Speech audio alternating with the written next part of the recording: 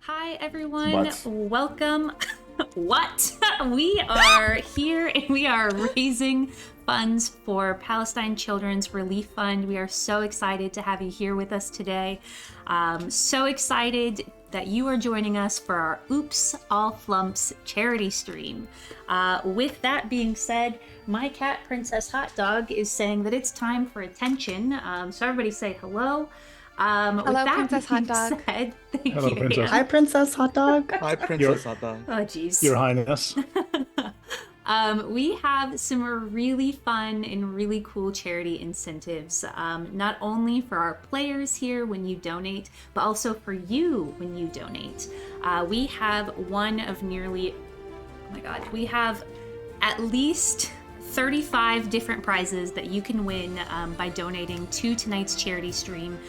If you check out the pinned chat, you can actually go to Tiltify where your donations will go direct to PCRF. For every $10 you donate, you'll get entered into the raffle to win one of those nearly 40 different prizes. Those prizes include dice accessories, stickers, physical games, PDFs, and so much more. Truly anything a TTRPG player like you would want. So please go and check out the Tiltify link. Some cool things that you can give us as the players and the DM. For $10, you can grant a reroll to any player. And I said player, not DM, so remember that. But at $15, you might remember that I said that we are playing an Oops All Flumphs game. At $15 in a donation, you can make any player of your choosing roll on the Wild Flumphs table. Brent, could you do me the honors of reading like one or two of those real quick? Yeah, of course I can.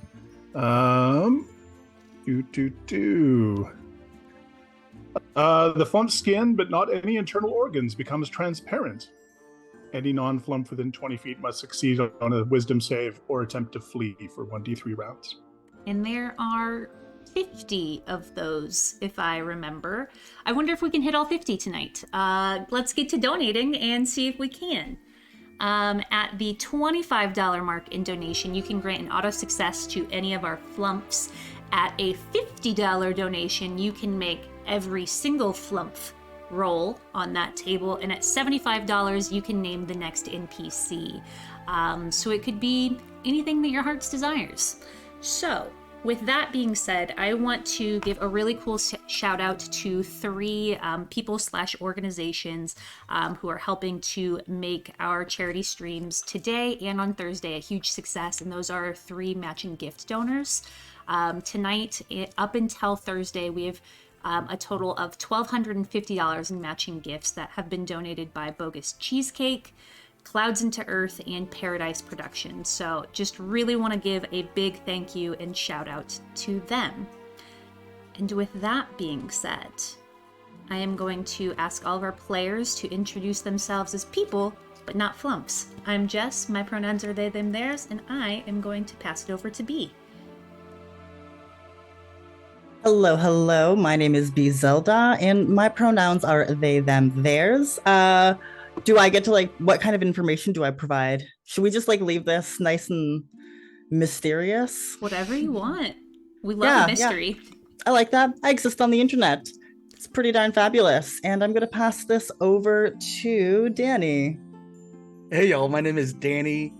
You can find me all over the internet at Brutal Dan. That's BR00TALDAN. My pronouns are he, him, and my favorite mystery is still wondering if Avril Lavigne is a clone or not after the year 2000. So we can maybe discover that later. I'm passing it over to Anne. Gnome Anne, your turn.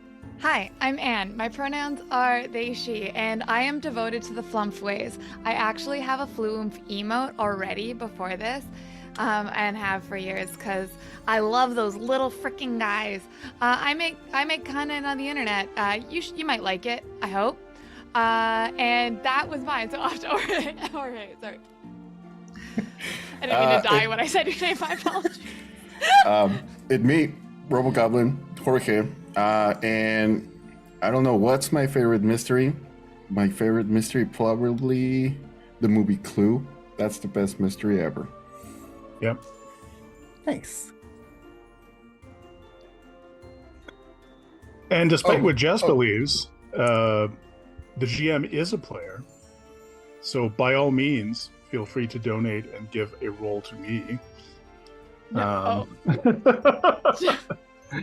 My name is Brent. Cost triple though. Cost triple to buff the DM. That's fair. All goes to charity. I'm probably best known on the internet as Dorklord Canada everywhere. And I am your GM for this evening. Yay. Yeah. I don't Is have there anything anything else you else. Let's get okay. our flump on. All right. All Ready? right. Flump time. Okay, y'all, I need everyone to know that I am wearing pauldrons. I'm gonna try so hard not to clank at you, but I just need to make sure they're in frame because hold on, let me get my clanks out. All right, they're gone. All right, they escaped, they're gone now. All right, I'm ready to flump. All right, let's get going. Anywhere the Underdark is noted, the Underdark is mentioned, thoughts immediately turn to horrible creatures underground, things that attack you in the dark, things that track you by sound, evil races doing nefarious things, far, far from the eyes of surface dwellers. But that isn't all the Underdark has to offer. And today we're going to explore a friendlier section of the Underdark. This section of the Underdark is perhaps lies a little closer to the surface. It is an area of beautiful and brilliant glowing crystalline colors, purples and pinks and blues and greens, reflecting off of the walls, the gentle sounds of dripping water nearby, and a race often overlooked by the surface called Flumphs. For those of you unfamiliar with what Flumphs generally look like, they are a yes, Anne has like I'm just here to help. I'm right here. Yes. Right. Anne is a stalwart member of the Flumph Outreach organization. They are lovely little disc-like creatures that are able to levitate. They have eye stalks. None of them is necessarily as cute as Anne's, but cute nonetheless, with tendrils hanging down underneath them. A large mouth sort of roughly center on the top of their head. And they levitate, which means they can go up and down. They move by dint of forcing air through little openings around the circumference of their body. So, as was pointed out in our session 0, they move by pooting.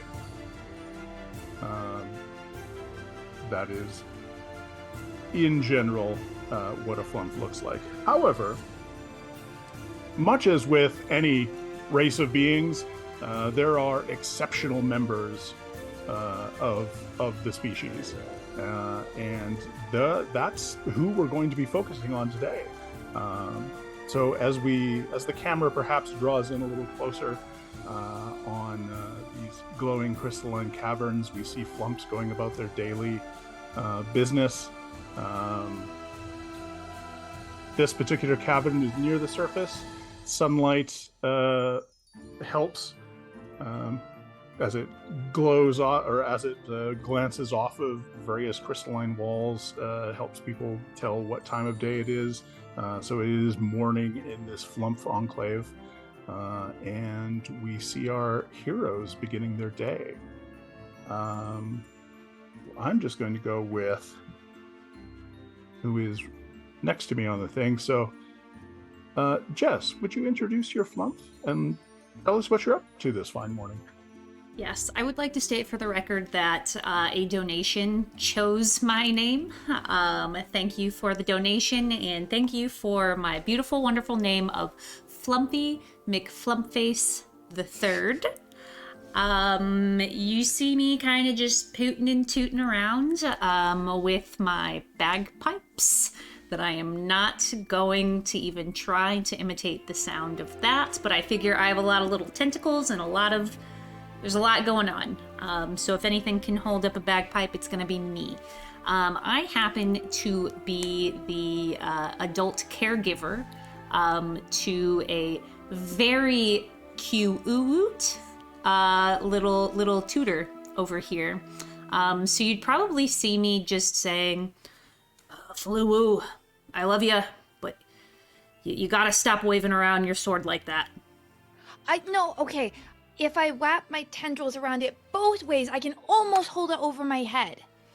I think you just see, like, one of my tendrils come up to my face and say, at least let me show you how to properly do it. Okay. Falulu is a bit of a smaller Flumph who, and before anyone, if anyone here wants to get mad at me, I want to direct their anger towards Free Geek instead. Because one of the donation goals we set was that if we hit 200 before the starting screen went up, that I would do this character in an Oowoomp voice, changing it from a Flumph to a Fluwoomp, and by Lord did we. So, thank you, but also how dare you. So, Falulu is in full plate mail that she can barely hold. Like, she's kind of like bobbing because of the weight of the plate mail on her. Like, her little levitating form is struggling underneath it.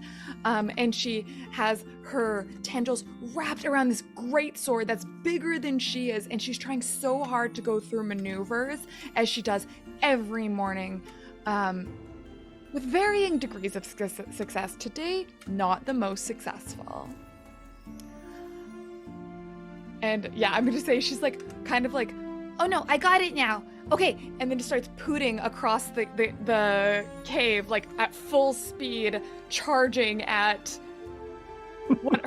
whoever is her somewhat unwilling sparring partner. And I'll leave that to y'all. I think maybe Mort.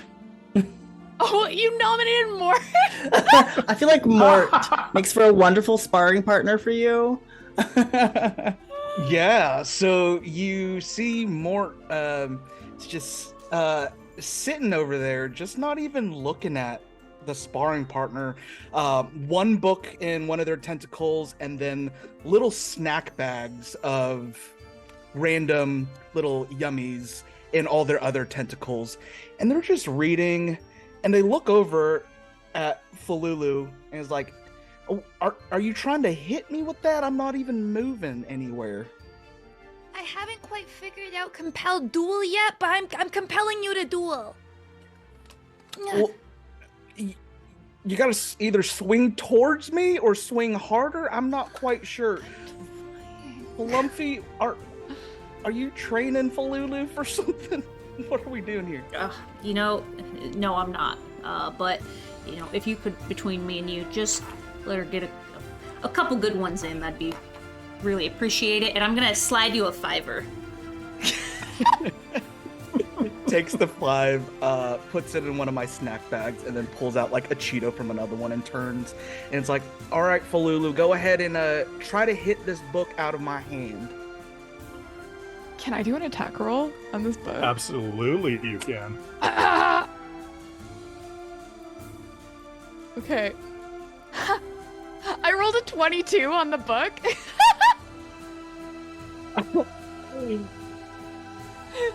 And this is with a longsword. Okay, it is the stats of a longsword. It is a great sword to hurt. I want to make it clear that she's like Yep. struggling. All right. Only 4 damage. Yeah, so Mort, you hold up this book, fully expecting Falulu to miss. And instead, Falulu manages to carve, the top corner off of this book. And there's just this flutter of like paper triangles as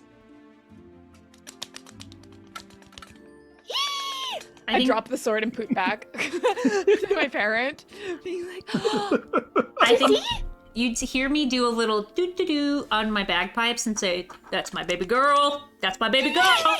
And I'm gonna give Mort a wink. Yeah. I whisper back to you loud enough for Falulu to hear, but just like, you know what? I didn't expect that from them, but we actually might got a warrior on our hands. Good job. And I'm gonna take at least like 3 tendrils and give you a nice hearty slap on the back. oh, that's very awesome. Thank you. I twain really hard. I know you do. I'll be practicing my dwells if you need me. Yeah. And I think now with like this kind of torn up book, I'm looking around and I'm like, Framph, has anybody seen Framph? I might need another book after this. Here, Falulu, you can have this one, but can you keep yelling for Framph somewhere? Oh, okay.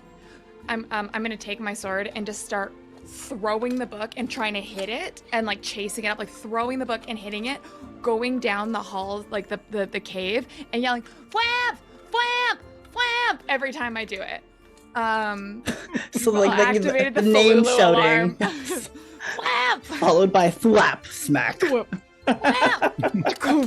Yeah.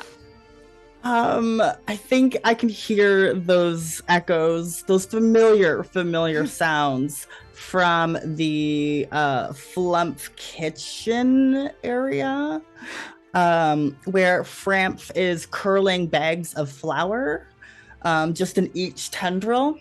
The kitchen has turned out to be just like a wonderful place to work out for a Flumph, because you need so many dumbbells for like a singular curl. You know, it's a lot of work. Framph has to work out hard here. Yeah. Oh, Framph hears familiar sounds. I'm gonna drop all of the bags of flour at once, creating a beautiful little cloud dust, and toot and boot my way out into the hallways. I like almost run into Framph, and at this point there's just like a few little, like I have like just a corner of the book and it's all torn up. I go, What needs a new book?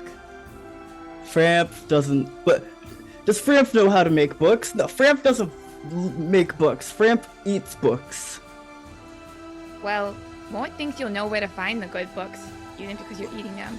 Well, Did you get yeah. You hear Mort yell, I lent you all my books so you could back squat 600 pounds. They're in your room. They're on the squat rack. No, Framph remembers. Framph can go toot their way back and get them. Falulu, do you want another book to? Yes, please. What? Framph would like to see the technique. Framph has axe. Oh, yeah. Oh, I will show you. I've been training very hard. Some of those books will survive. Some of them won't.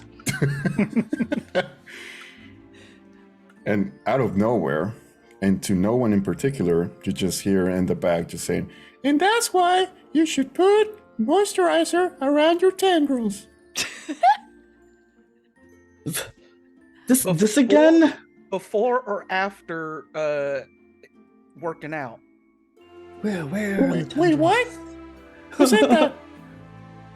I'm not quite sure who I'm talking to either. God? Oh, Is that the ghost of a Flumph? no, I'm not a ghost yet. But you just see a Flumph with pink and a little bit of green all over it. No. And has like a tiny green bow tie around him.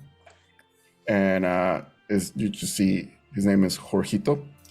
And he just comes out and, hi everybody, I did not expect you to be here. All right, does anybody need moisturizer? I'm gonna raise all my noodles. Framph needs moisturizer. Well, here you go. Will it turn into Wowie. gravy if I mix it with flour? Probably, yeah. Okay, cool. How many tendrils do Flumphs have? A lot. A lot. More than okay. you want. Okay. Yeah. This- More than you want, but never enough. Yeah. So Jorgito just turns back, and it's just his, I guess, his disc on the ground, and he starts doing like finger puppets with the tendrils, and it's just like a tiny wolf and like a tiny bear and stuff whoa. like that. Wow. We're getting a whole show. Frav just wanted to go get books after a good workout in the kitchen. Wow.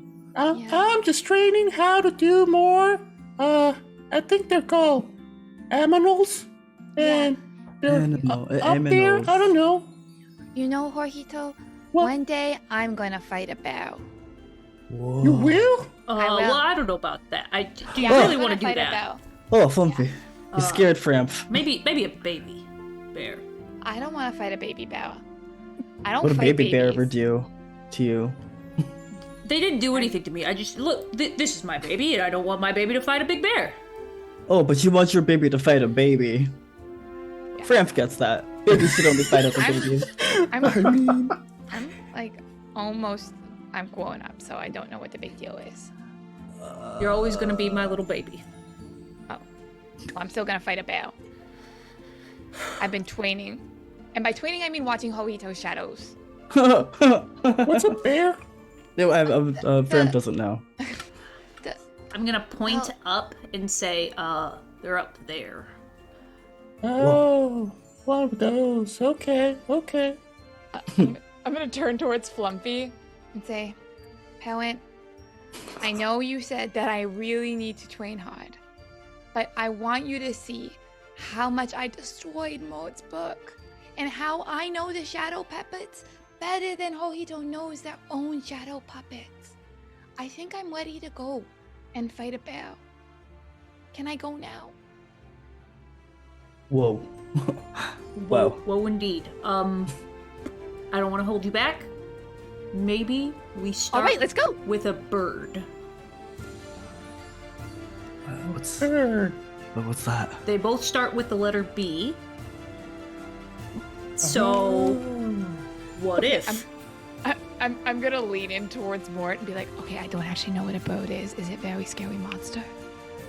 I think both birds and bears can be both cute and scary, so it's just kind of luck of the draw. Okay, I will fight a scary bird. That's No, you right. you might want to fight the cute bird first. No, I don't want to fight the cute bird. but the I'll cute find bird you the could- scariest bird that there is on the top side. And I'm just gonna like twitch my eye at Mort. Yes. Flumpy's gonna do that right for you. I'm pretty sure the scariest thing that you'll ever see with that sword.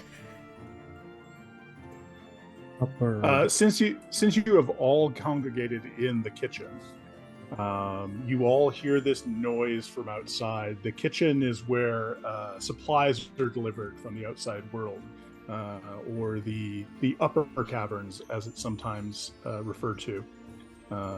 The outside caverns. Anyway, so through the dumbwaiter that is used to bring supplies down to your kitchen, you hear a ruckus outside. It It's is a a large. You hear the sounds of clashing weapons, and something is making noises as if it's in distress. You hear like growling and whining, and yeah. What would you like to do? Falulu, are you already fighting a bird? I will fight. Sounds I like am- it.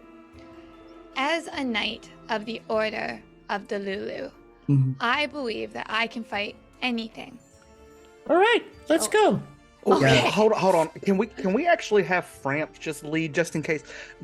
We want to save the strongest for last, Falulu. Yeah, We don't Mort- want to waste your good skills. Mort makes a real good point. I think that you should actually lead the rear, aka the bodyguard position. Oh. Leading the rear is Framph's second favorite job. Well, I What's do your have first -2 favorite? wisdom, so I guess I will. I believe you. Don't need to know Framp's first favorite job. Framp will go into the dumbwaiter because Framp is strong. All right. All right. Yes, levitating up the dumbwaiter is not difficult at all for Flumphs. You make your way up to the top. As you get up, it gets brighter and brighter and brighter, and you burst out of the dumbwaiter top into the outside caverns. The ceiling of the outside caverns right now is a brilliant blue color.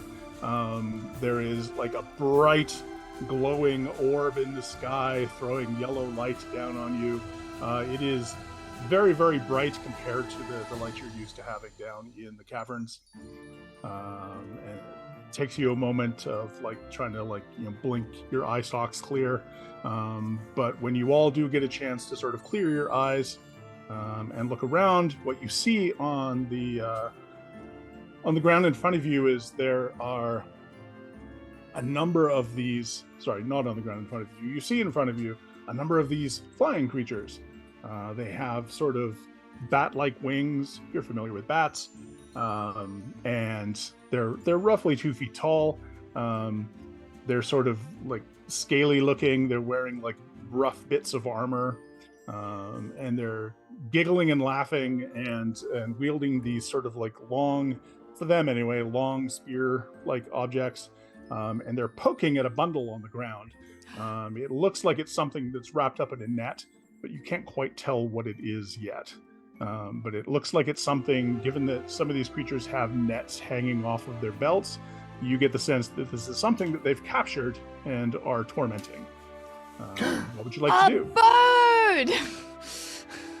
Is that a bird? Let's go get the bird. Let's get the bird! It could be just a plane. y'all know everything's not just a bird, right? We can't just say a bird is everything. That's not. It looks like a bird to don't me. know that, yeah. Are But we birds? No. I mean, we fly. I don't have wings. Oh. I have a beak. What? Where? Should we go and help? Framp thinks we should go help. Okay. Oh. I'm gonna kill a bird. All right, let's go get. I just hurt myself and wow. Doing great. Let me just turn the stream down. Okay. All right, let's go get the bird. All right, let's roll for initiative, please. Oh. Everything is a bird boy. if you believe. I believe they can fly. Palulu, that's not very bodyguard in the back of you to roll that high. Oh well. I'm gonna kill a bird. I'm gonna kill a bird. All right, who got 20 plus? Excellent. You rushed to the front. 15 to 19. Wow. Oh no. 10 to 14. Yeah. 13. Hey. Okay.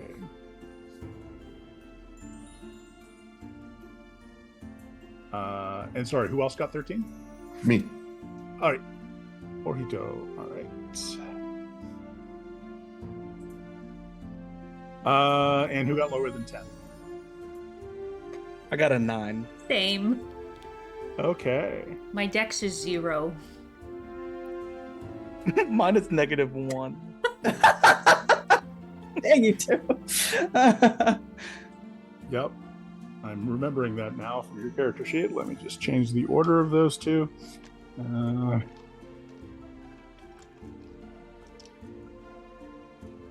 Flumphy and Mort.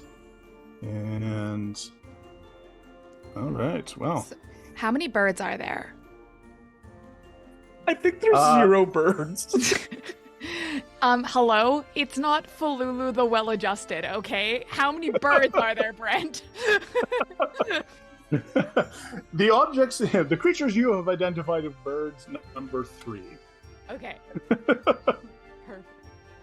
We only need one left. Lulu is all business. All right. And unsurprisingly, Flulu, you are first. Okay, so Falulu takes her sword, her great sword in one hand, and she actually just has like a pot lid from the kitchen as a shield in her other hand. So she does have a sword and shield. And she is going to rush in, head first, head empty, and just attack the first bird. She does not roll very well. How do I get inspiration? Hey, chat. Don't let... You have an auto success, I believe. Yeah, you do. This is what I want to succeed on. Ah, Okay. get it? Yes! I hit the boat. And I want to smite the boat. Okay. Hell yeah! The radiant power of Delulu compels me. And I do an extra, so I do my... I do 7 slashing damage and then 7 radiant damage. Oh my. Okay. Surprising everyone, Delulu's parent, not least of all. As the rest of you are sort of getting your bearings and dealing with things like wind that you haven't had to deal with before, Delulu charges in and smacks the bird. And with a screech, it just plummets to the ground and lays in a heap. Did you see that? I got the bird. Huh. Wowee, you got the bird. And the other ones like stop what they were doing, stop poking at this creature, or this bundle on the ground, and are like taken aback. And you see them like do that thing that like flying creatures do when they're startled. They sort of back a little bit, and but they're not acting yet. Next up is Flumphs. Oh, Frimp gets to go. Frimp would like to. So, like, what am I looking at? Do they make me upset? Am I feeling like? Do they look like what we've assumed a bird looks like?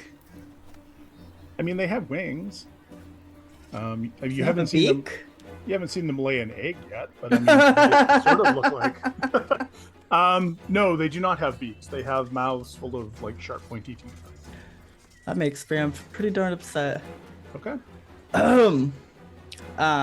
With my free action, I would like to point my axe at them and say, Framp knows what birds look like, and if you don't have a beak anywhere, Framp knows you're an imposter.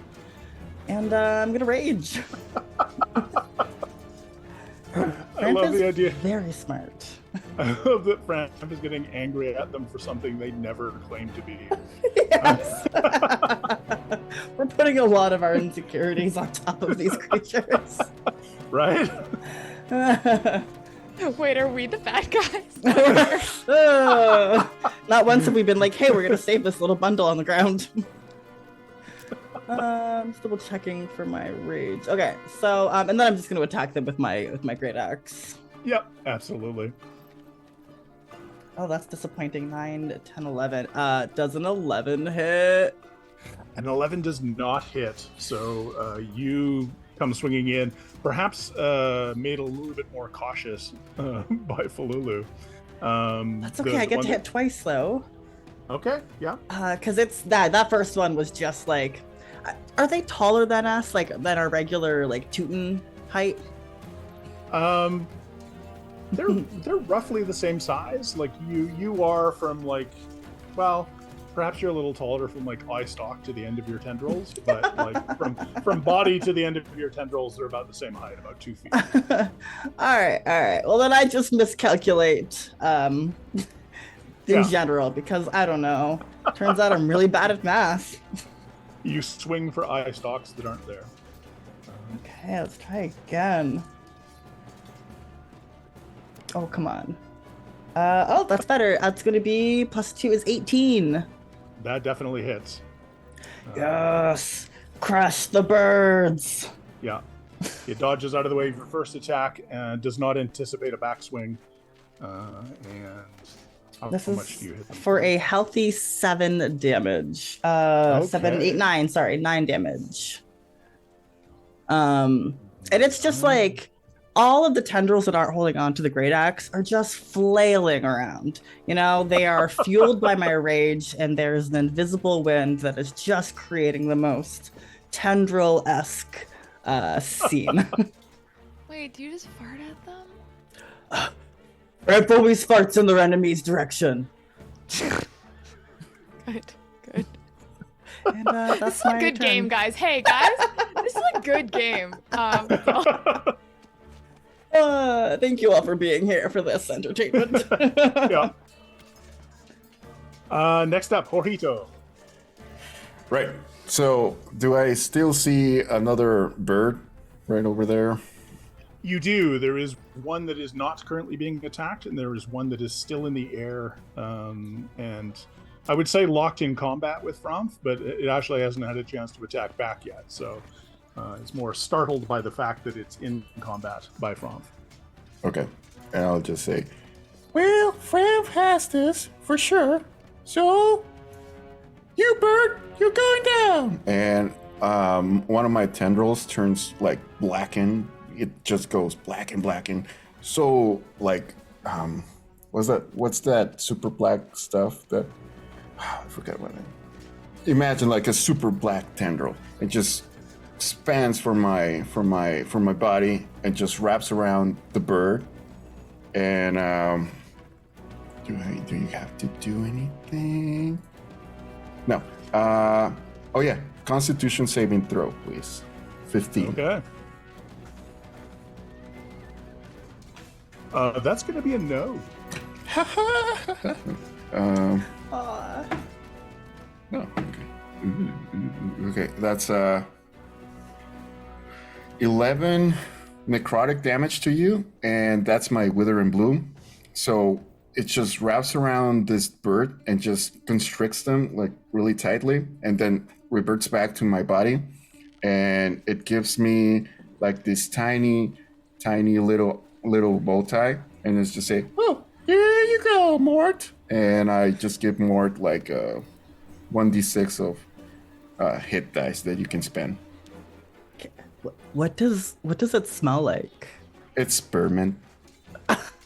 Okay, it's nice. It's like fresh, yeah. little minty, kind of burns the nostrils. Yeah, but it's good. just minty flavor, and yeah, whenever Jorgito's around, you can just smell spearmint because he really likes that, and he uses Druidcraft to just make it all smell like spearmint. Yeah. It's fresh. I love it. Yes, you do all have distinctive odors. That is part of how Flumphs communicate. Lovely. It is still in the air. It is very unhappy about having been essentially had some of its life force sucked out of it. It was a hug. Yeah, It's a hug. very angry hug. But yeah, it is still in the air and now sort of focused on you, Jorgito. Mort. Before you do anything, Mort, I'm going to ask you to roll percentile dice for me, please. Okay. Let's do it. First wild flump table. Yep. Okay, what did I get? I got a 97. That's hot. Okay. I think that's good. Sure. I'm so scared. For certain definitions of good. So Mort, as you've been sort of like watching this fight unfold, you start to feel funny.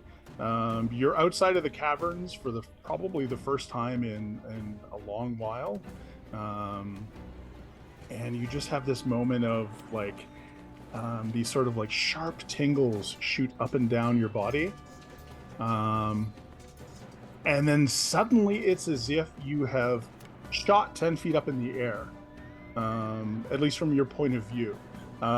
You haven't, your eye stalks have gotten 10 feet long.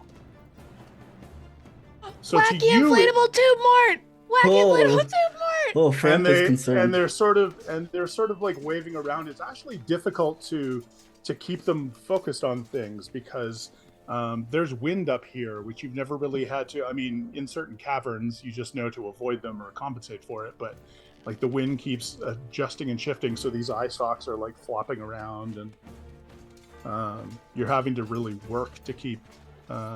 You're able to, but you're having to work really hard to keep your eye on things. What would you like to do with your 10-foot long eye stalks? Hey y'all, can you just confirm something with me that I can see the tops of your heads? Wow! You got You pretty look- tall. So cool. Ooh. Wow. This isn't, I didn't want to tell you before, but you didn't look that cool. Now you look so cool. Yeah, Framp is afraid. Framp is a little afraid. Don't be afraid. I'm still me. I just hold on. Let's take care of this angry one. And like you see like the two eyes from above just like look at the one Jorgito was touching, grasping, hugging, I should say. And I will I want to cast what would I can I ask, is my sight going to mess with my spellcasting? Absolutely not. Okay, cool. Then I will cast. You see Mort just kind of try to catch their bearings, and they're moving around a lot more than normal. But then both of the eyes look down at this flying bird bat thing, and Mort is going to cast Magic Missile. And Mort's like, you know what? We shouldn't have been up here looking for birds. We should have had a plan first. But did y'all happen to know that you can fit all of the planets in our solar system between the Earth and the Moon? And then all of a sudden, right when they say moon, a this magical missile. It almost looks like Mort's throwing up a little bit, and you just see moon, and then this magic missile just like flies towards this flying creature. Awesome. How much damage? Let's see. A solid 2 damage. Okay. It is still in the air, but yes, this vomitous missile streaks towards it and slaps into it, and it lets out a little like angry shriek as it takes damage from you, and it is now their turn. What about me? Sorry, Flumpy. I'm so sorry. I skipped over you, Flumpy. You actually supposed to go before Mort. I apologize. It's okay. Go ahead. I thought that, Danny, you were doing this to me, and I was going to be so incredibly hurt. Wow. Like, thanks everyone for coming. The stream is over. What? You're just a loser. You don't get to play D&D. Dang. Okay. So I am a little kind of silly Sal. You know, I wasn't prepared for battle, even though that's why we came topside. So I'm going to kind of do a little on my bagpipe, and then I'm going to poot out of my butt to get just a little bit closer. And I'm going to take 2 of my tendrils and just clap them in front of me for a little thunder wave action. Nice. If they could do under a 14 for con, that would just be super sexy. I would really appreciate that. Well, I'm not particularly known for my sexiness, so we'll see what we get on the dice. Wow. Must be feeling super sexy today. They both get under a 14. So what's the damage? Incredible. So it is 9 damage for both of them, and they're pushed 10 feet away. And there's a super loud boom that happens. Absolutely. Yeah, so the thunder wave rolls out I'm gonna flavor it like the loudest of bagpipe music just rolls over both of these creatures, and they are tumbled through the air 10 feet, and then both of them just sort of like yard sail right into the ground, and lie there. And this would normally take us back up to the top of the combat round, but combat is over. You have overcome these little creatures. Got him.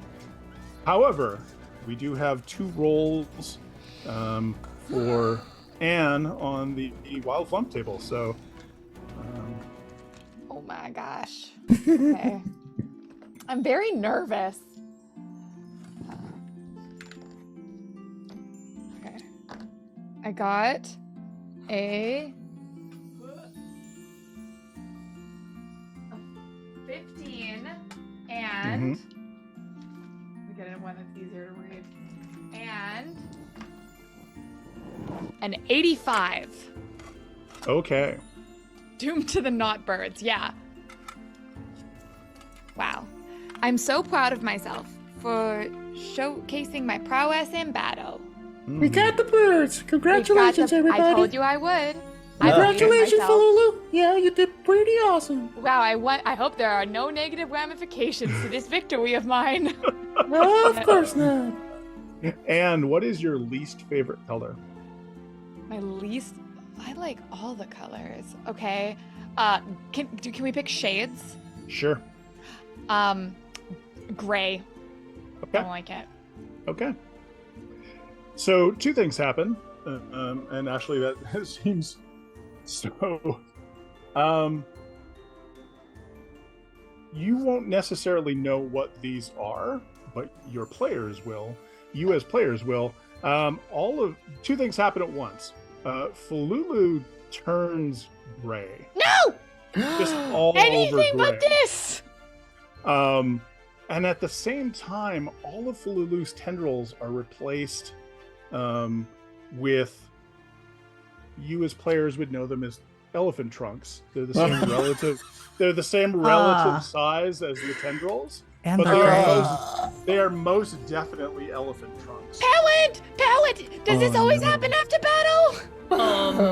I don't. Well, maybe it does. Maybe it does happen after battle, and because you were the one that did the most damage, maybe that's why this is happening. We could just Be an elephant. go downstairs right now. I will fight an elephant. One of the tendrils sort of reaches down and grabs an acorn and tries to shove it in your mouth.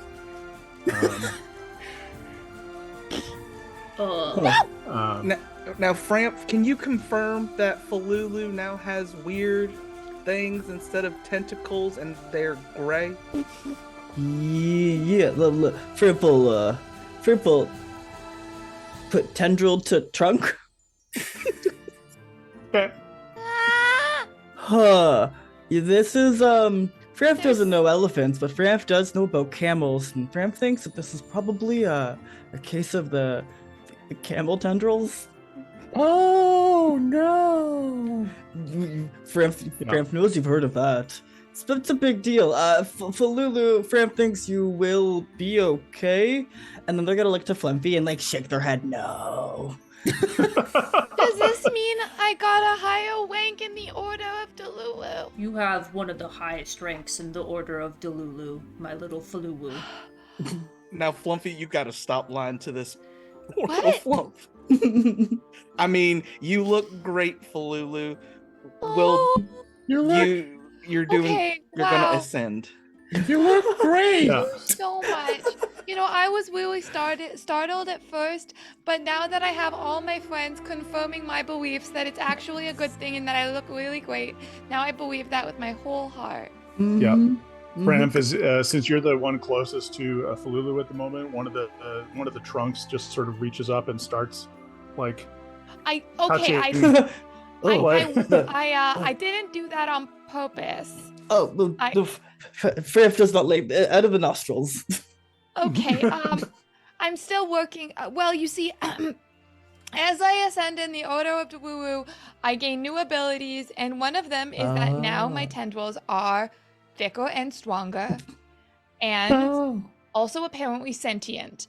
Now I will grow into them the same way I grew into my eye stalks when nobody said I would. Yeah. Framp said you thought- wouldn't. I thought I was gonna grow into mine too, but then they just got real big just right now. Honestly, they look so much better. But how do you feel? Do you feel okay? Do you want to do something else or? Maybe save the little thing that's over there. Oh yeah, the Oh, thing. the By our, thing! Yeah, that's right. underneath us. Yeah, right. forgot Okay, about part of that. being a knight is also that you have to rescue people. Okay, I always forget that part. I just get really excited about the punching birds thing. But okay. Yeah. Jorgito, can you make sure that Faloo doesn't touch that thing with their trunks? Can you be the one to go investigate? All right, I can No do offense that. to you and your trunks, Falulu. I just I just They're saw like you now touch brushing Frank. my teeth. At this moment, Framp agrees. yeah, at this moment, one of the trunks just randomly sprays water. Where did it Yeah. even get the water? How do you get water? That's amazing. I'm notoriously dehydrated.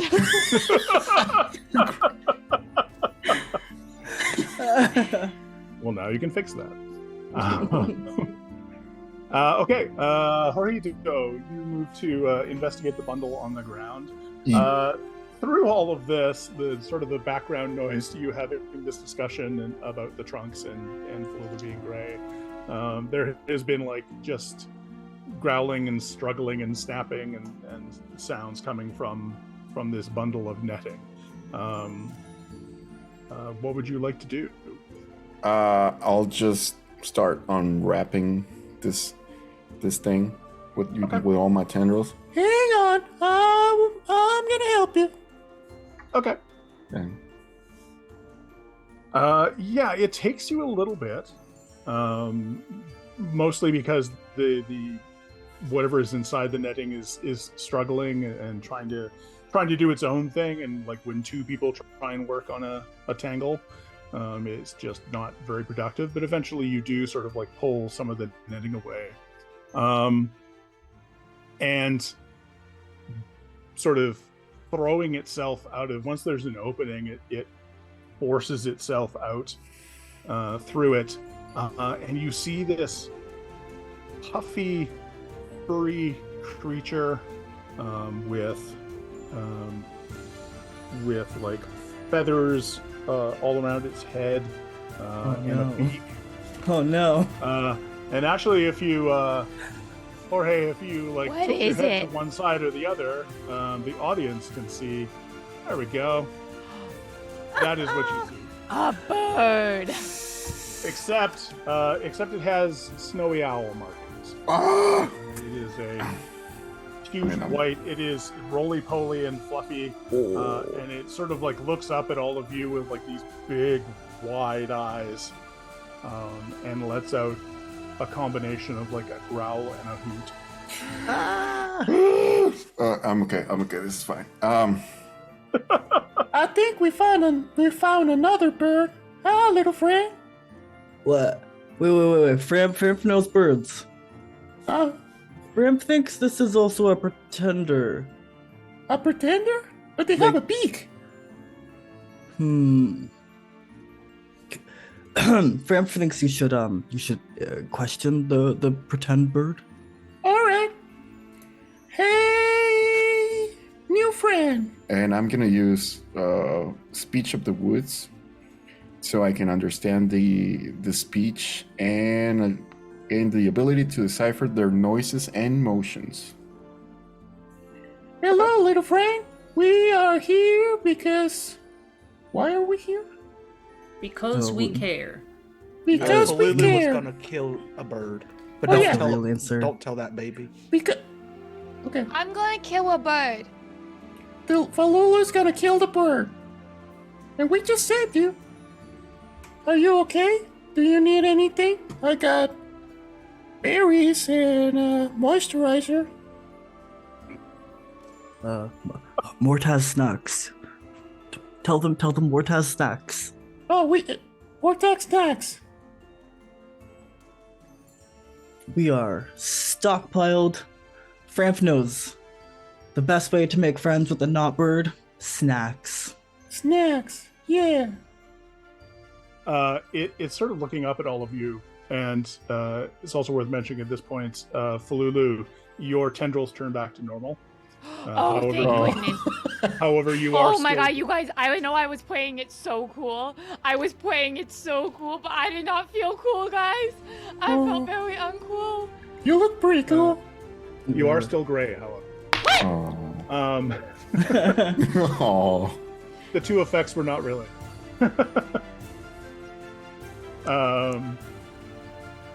Yeah, it looks up at all of you and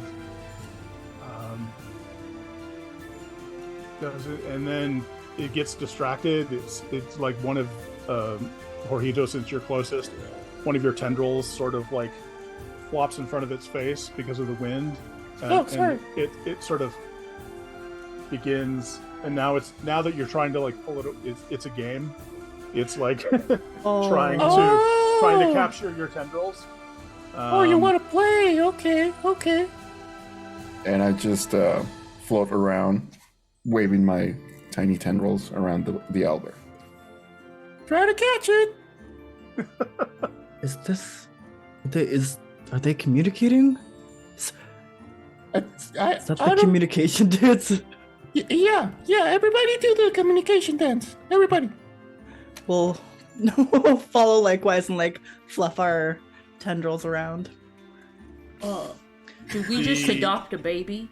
The owlbear. I think that's what the dance means. I've always wanted a noble steed. The owlbear cub is in heaven, with a plethora of tendrils for it to like play with and chase after, and it is very, very, very excited. In the middle of all of this playing around, however, a voice cuts across the clearing that you're standing in. Well, isn't this a sweet little scene? Who said that? When you God? Oh, no, Framp doesn't want to talk to God. materializing at roughly like 20 feet away at the edge of the clearing, the edge of the forest, there is a rider. What you see, first of all, is a moose. And for a moment, you think that the voice came from the moose. Yes. Makes then sense. you realize. I believe. Then you realize there is a small humanoid creature, 2 arms, 2 legs, wearing a bright, a bright red cap that is riding on the moose. And it's like, I see you found what I've been hunting. And he looks at the... If you were hunting the birds, we already beat them, because we're better hunters. Mm-hmm. We Yes, turn them I into dinner. But not really. We don't eat them. No. That's kind of gross. So do we just like photosynthesize? How Did I do cross they the eat? line? Yeah. Yeah, we I just think eat so. like Framp Murder is apologizes. one thing, but but eating birds, that's gross. Framp apologizes. Framp will do better.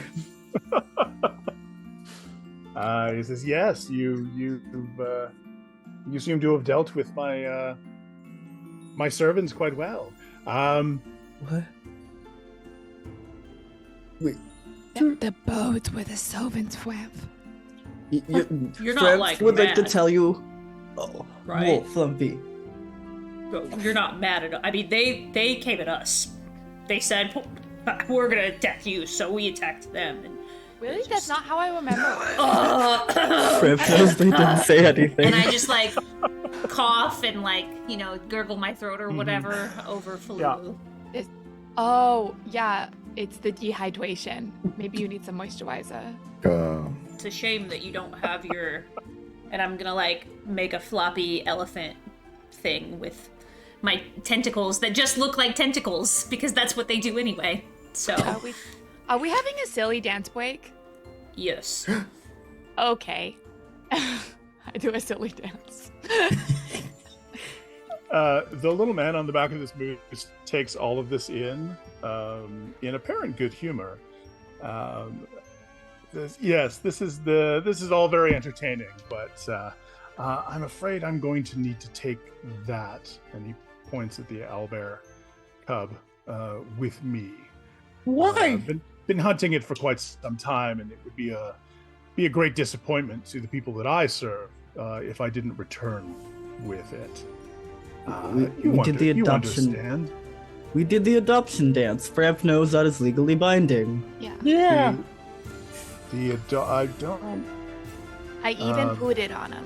I'm gonna take all 30 yeah. of my tentacles and make them look like I'm crossing my arms. Oh. Wow. Wow, that is a lot of crossed arms. This might be a silly question, but are Flumphs' ears on their eye stalks? Can We I have hear ears? all this up there? Do we have? Yeah. Yes, your ears. You don't have ears per se. You've got ear holes, and yes, they are on the end of your eye stalks. So hey y'all, I got like half of that message, but I don't think we're working for this person, so don't give the little bird to this person. Oh, okay. Excuse me, Mr. I don't know. Knight, can you actually raise your voice so Mort can hear you the next time? Oh, of course. How rude of me. And I like that, Mr. Knight. Yes, you can call me Mr. Knight. Are you a knight? Are you a mister? Ooh. Are you? Also, what is the animal that you are on? Because I like it. The animal that he is riding on during this No, I asked exchange- him. I'm like, Yeah, no. I will. I'm just describing what happens. Oh, okay. The animal, yeah. During this conversation, the animal that he's riding on is just sort of like dipped its neck down and is munching on grass. Excuse me, Mr. Knight. Yes. May I give your animal squitches? Oh, yes, absolutely. Oh, thank you. Yeah, you come up to this animal. It is a moose is essentially a horse on stilts. So you come up to this thing, and it is just massive, especially compared to you. And it has these two massive, like shovel-like antlers on the top of its head. And as you sort of come in close for scritches, it lifts up its head. It's still chewing on grass, and then you start giving it scritches, and it like leans into it. You have to poot a little harder to maintain position as it sort of leans into the scritches, but it seems enamored by the whole situation. Mr. Knight is sort of watches this for a moment with a smile, and this is delightful, but I'm really going to have to insist that you turn the creature over to me. Oh, no, thank you. No. No. No. No. Yeah. So Finders No. keepers, losers weepers, and you seem to be the weeper here. And you Ah. haven't pooted once, so I don't even think you really want it. at that, he sort of looks at you for a second and then leans over on sort of one cheek, and you hear this very loud Uh-oh. Are you trying to get into a poot war with a band of pooters? Oh. Oh, here we go. Poot war. Putin time. Can I translate? Can I translate his poot into our language? Like, I want to know what that poot meant in our culture. Like, does he know? Oh, Does he know how to poot you're on all- pitch? Like, does he? You're- Or is this? I mean, like... you're all telepathic, so anytime that you have been making noise, like when Flumphy was clearing their throat to try and cover it over, it actually wasn't. You were making the noise, It did nothing to stop the telepathic message that was going to and from. But yes, your This isn't, but I'm just like, Falu, like, did you just call me a swear? No, okay. absolutely, Mr. Knight just called you a swear. Oh my goodness. Whoa. Yeah. Them's No. fighting words, bud. Now, Mr. There's- Knight, you Fighting can't just be fight saying all words. that and not flying anywhere. From up here, it didn't even look like you moved. Usually, when we fart, we can go at least 30 feet. Mm-hmm. Well, you know what? I will work on that. That seems like a handy ability to have. I may need to eat more legumes, but we'll see. I can see about that when I'm back home. So, just so that I understand, you are all setting yourselves up as protectors of this beast. You're taking on that responsibility. We adopted them. Framp knows that we have just named them. Horhito, what did we name them? Oh no! Oh boy! I don't know. I We forgot named a them good Oh name. No. This is my son, Oh No. Oh, And I would no. defend them with my wife. Oh, no. Okay. What do you want with the Oh, not no. bird? Oh no! What do you want with oh no? Listen, Mr. Knight, I understand the urge to fight both birds and bears. Okay? I get it. But this one's baby, and we don't fight babies unless you are a baby. Are you a baby? Are you a baby? Are you a baby? Are you? Are you a baby? I mean, not for a while. Yeah, exactly. So you do not need to fight the baby. Mhm. Leave the baby alone. And go fight an adult bird like an adult. You know, you make a good point. Thank you. I won't fight the baby, Wonderful. but I do propose a contest. Since Mhm. you have set yourselves up as protectors of this child, Yes. it seems only fair that we compensate me for not having it with a bit of sport. Okay. So- Framp has a statement. Framp doesn't spend too much brain powers, but Framp would like to just say, like, what makes you think you could just own a creature that was just like hanging out in a bag? Framp doesn't own anything Wait. that lives in a bag. Why does Mr. Knight get to claim? Wait. Flamp, though. Oh, He wants yeah. to play sports. Uh, Nobody ever wants to play sports against us. Well, because we win. Exactly. But this fool does. Oh, okay. Framp retracts the words. I mean, you are right. He sucks. And we should definitely moto him later. But first, let's play sports. Wait, murder? What? Shh. Oh, Murder. Murder. all right. That was between me and my bad influence, not Wow. Okay. Even Falulu's morals have gone gray. Wow. Oh. um. you. I don't know what it means to Yes. break an oath to the order of Delulu. I think Oh, man. all it takes is I feel all like I gotta do is believe. I feel like if you broke an oath, you'd be so delulu that you would think you hadn't broken it, right? I wouldn't even Oh know. my I don't actually know if Yeah. I've actually taken an oath or just believe I have that good. Yeah. All right. Excellent. Well, let's play the sport. Is that a play thing or what is it? It's a very simple game. You need to return this home. What? I and my friends will try and stop you. Is this called football? Yeah, that's how football works. That is Oh. not how feet nor balls work. No, it is. You scoop the little boy, and you gotta run him back to his home. and then Balulu, all I the don't other wanna- bad boys I don't want to tell all your information, but you also didn't know what a bird nor a bear was, so I don't know if you know what football is. Well, I do not know what feet are, but I've heard rumors of such things. Okay.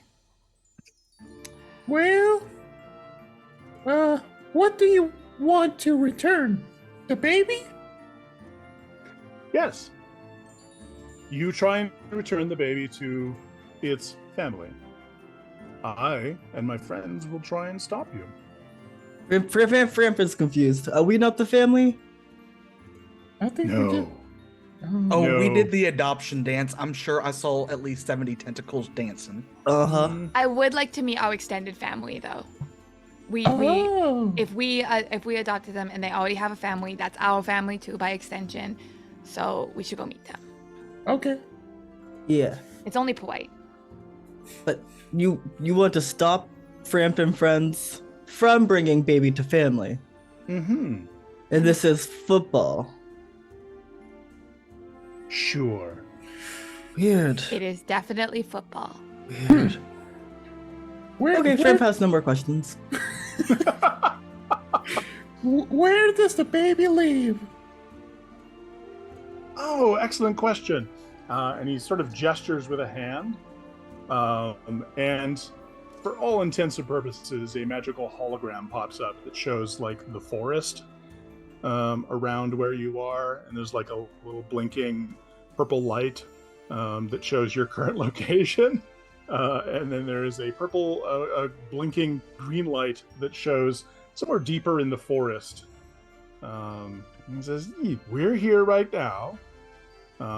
As he's pointing at this like map, this holographic map, essentially, the owlbear cub is like just enamored with the blinking light and is like trying to, much like a cat, is trying to like chase after it,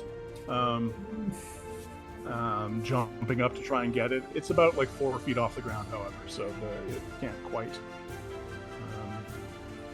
And he's like, "Yes, all you have to do is get our little friend here, from here, where we are right now, to here, where its family resides. And if you can do that, you win." Oh. Now, Mr. Knight, you say that, and then you didn't say the second part this time. Which is what? Oh, that I will try and stop you. I and my friends will try and stop you, yes. Yeah, why do you... If we stop you, we get to take the creature. And it becomes part of our family. No. Is that how adoption works? Well, you just invoked the law of finders keepers, so... And he did poot, so... Oh no. Yeah.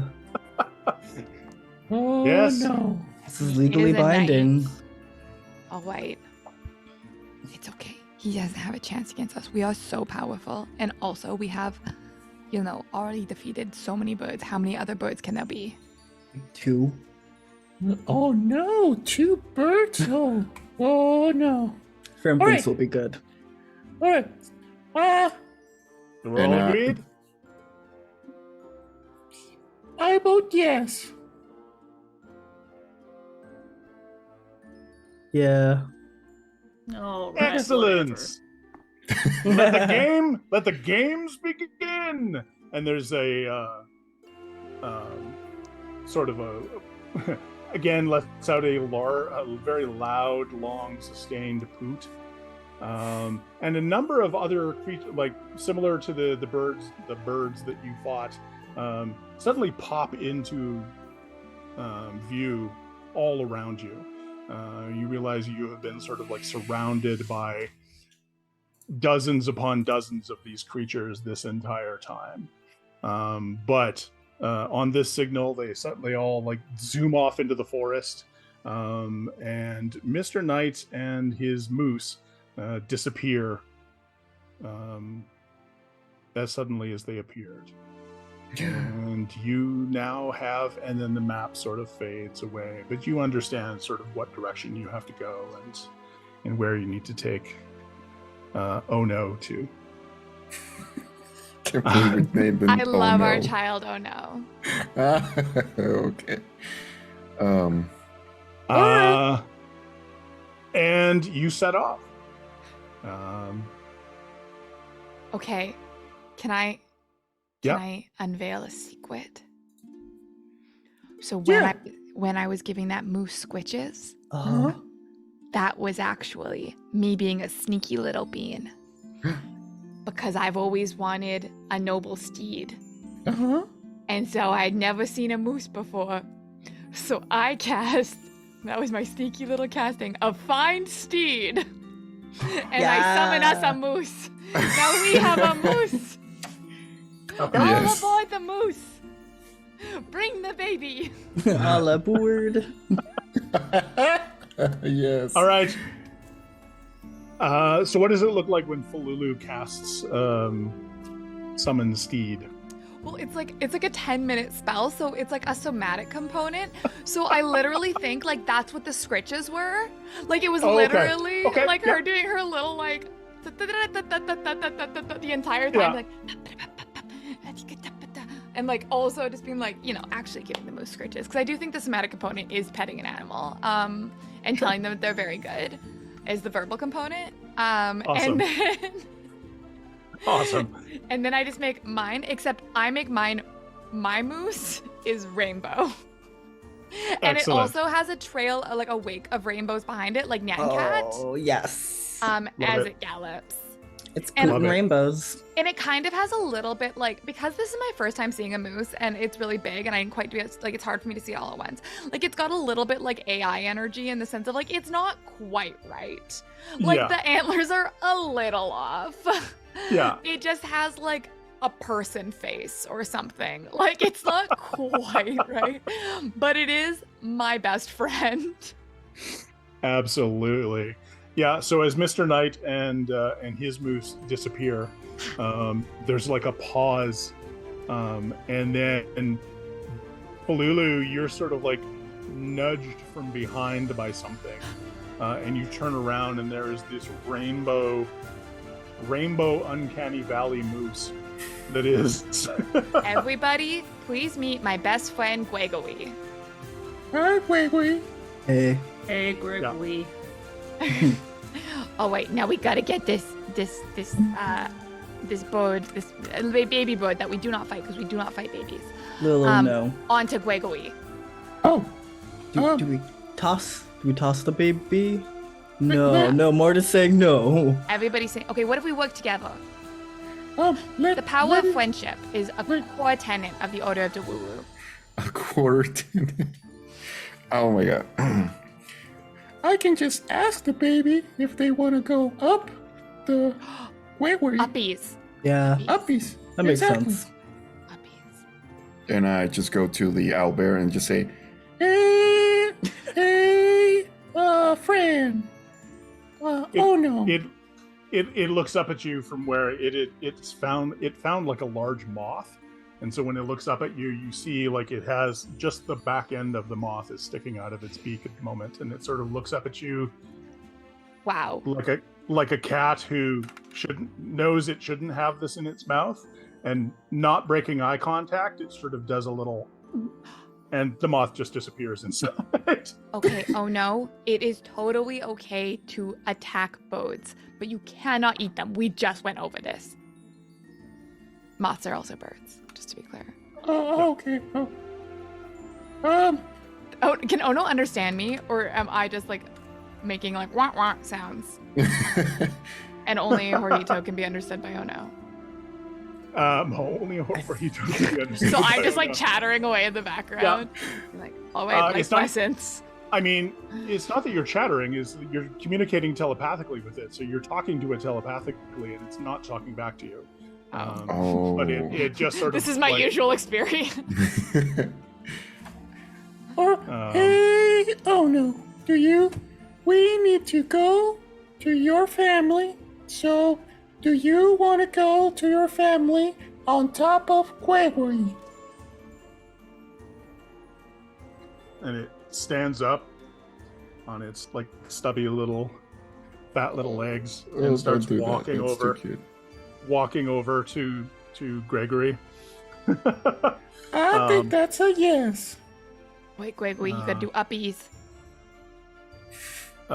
Gregory looks over at you, Falulu, and then gives a nod. And then when he gets close enough, Gregory just dips their head down, scoops scoops Ono up in one antler Oh, and dumps it onto his back. All white team. And now, because Gwegui actually moves faster than us, what we do, this is how Gwegui and I always travel. Oh yeah, you've so done this I'm gonna before. bring the whole family up, and I'm gonna like wrap our tendrils around his antlers. Well, usually, this is the first time he's been a moose, but like we've hung out in other forms. Okay. And then basically we're just like a pile of helium balloons behind Gregory as Gregory gallops because he moves Awesome. so much faster. Wow. Right, Dan? That's how that works, right? Absolutely, Can it you, does. Can you make sure that you put my eye stalks around your massive biceps so my eyes don't get cut off by trees? Oh yeah, Flump is looking out for you. Thanks, Brian. Looking out, I looking. stalk Yeah. Yeah. Yeah, there's a bit of a dicey moment as Gregory starts galloping off, where you're like, whoa, yeah, and you're having to like split eye stalks and like dodge trees and things like that, and eventually Framp is able to reel them in for you a little bit. And as the group of you plus Ono bolt off into the forest on the back of Gregory to return Ono to its family, I think this is an excellent time for us to take a break. Is there anything you want to cover before we go, Jess? Yes. Just a reminder, we are raising funds for Palestine Children's Relief Fund. I'm going to type and talk at the same time. I just put a donation link into the chat right now. If you have the funds and are able to, we would definitely appreciate any and all support that you're able to give to this amazing charity who is definitely in need of it right now. Not only do you get the benefits of feeling good, you are entered into a raffle for one of over almost 40 prizes. So they're all TTRPG related. There's lots of cool dice, stickers, PDFs for different D&D games, as well as other TTRPGs, and so much more. So it'd be super cool if y'all would go ahead and continue donating. I also want to let y'all know that right now we are doing a giveaway for everyone who is in chat. If you enter !MTG as in Magic the Gathering into chat right now, you'll be entered into a drawing to win a Magic the Gathering Doctor Who Commander deck, Blast from the Past, and we can actually thank Jorge for donating that. I really appreciate it, Jorge. Thank you. So we will be back in 10 short minutes, so don't go anywhere. Or do. Actually get up, stretch your legs, drink some water, and then come back and get ready to get your flump on. We'll see y'all soon. Bye!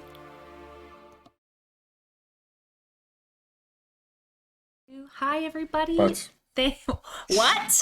We are still raising funds for Palestine Children's Relief Fund, and we are so thrilled that you are spending your Monday evening with us, or maybe it's not evening for you anymore. I don't know. Thanks for being here. We appreciate it.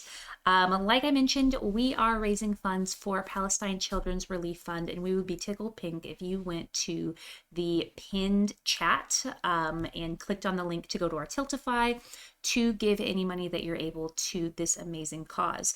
While you're there, you will notice that there are some pretty fun incentives that you can force upon our players. They start tame, get a little less tame. So at $10 in a donation, you can give a reroll to any of our players. Allegedly, this also includes Brent. Jury's out on that. I don't know. I guess someone's going to have to donate and say it goes to Brent, and we'll see what happens. At $15 in a donation, you can force any of our players. This one doesn't include Brent. So sorry, pal. Any of our players to roll on the Wild Flump table. What's a Wild Flump table, Jess? What are you talking about? Well, did you know that we're playing Oops All Flumps? Every single person on this screen is playing a flump right now, and you can make weird stuff happen to us. Danny's character has like 10-foot tall eye stalks, and Anne's character was gray and had elephant trunks for a while. That was fun. At a $25 donation, you can give an auto success to any player. I guess that includes Brent. At $50 in a donation, and one did come in over the break, you can force all 5 of our players to roll on the Wild Flump table. And at a $75 donation, go ahead. I was just gonna say, like girl math, if you buy bulk a wild magic surges, it's actually a discount. You're making $25 Girl if you do the math. $50 donation. Mm-hmm. So you actually can't afford not to. And at a $75 donation, you can name the next NPC, whatever you want. The name could be Oh No or Why Not? Your choice.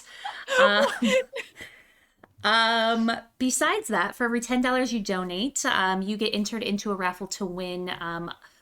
There's like 39 prizes, y'all. It's kind of incredible how much the TTRPG community came together and said, we want to support this amazing cause.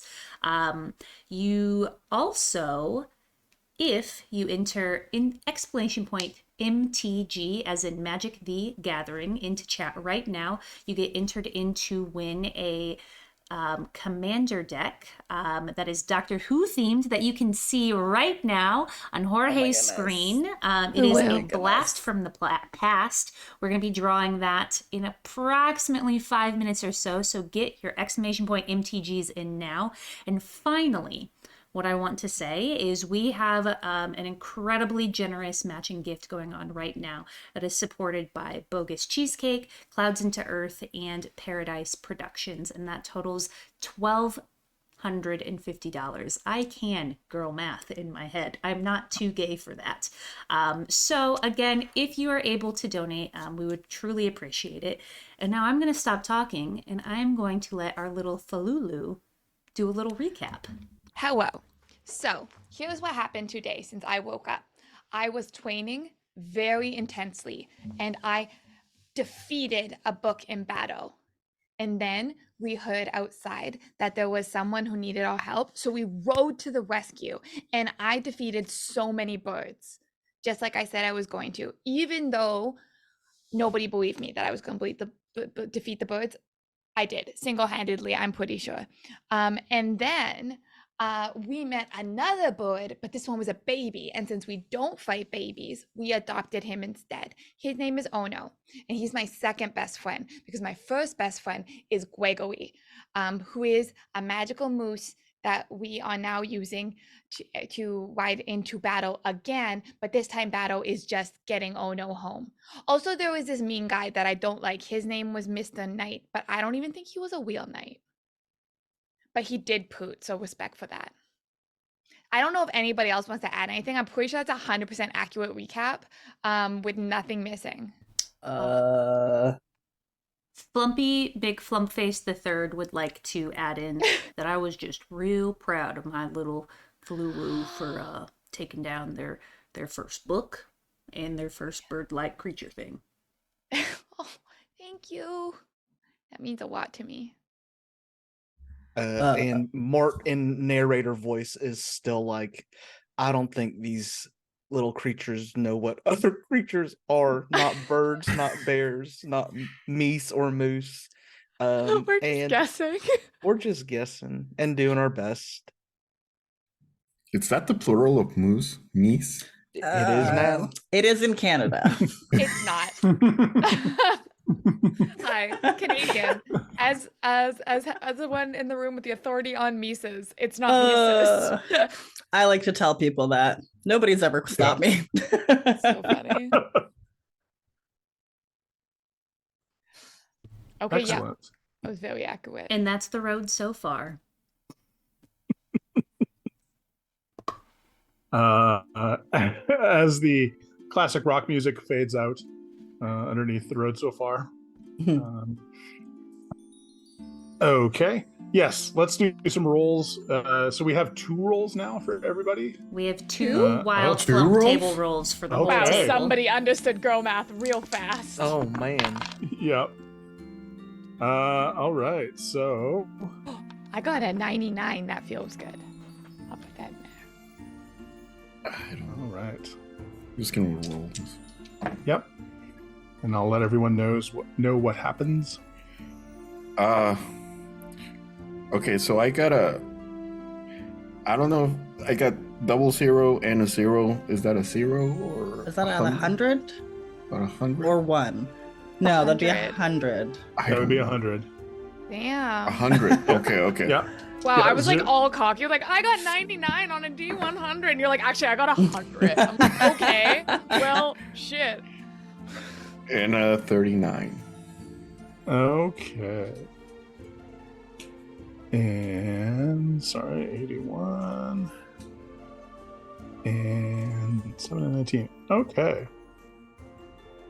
Phew. Okay. So as you begin your journey into the forest, astride the valiant Gregory, and by astride I mean your tendrils are tangled up in Gregory's antlers, so that you can all stay attached as you essentially helium balloon your way along on Gregory's back,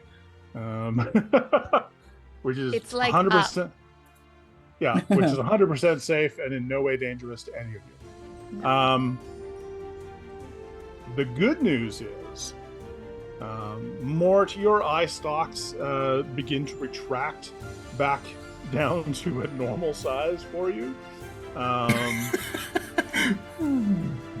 I like to think one of them was wrapped around Gregory's antler, so like as that happens, you get pulled forward, like it's like a tape measure retracting. Yeah. Yeah, one of them's on Gregory's antlers, and the other one Framp still has in their bicep.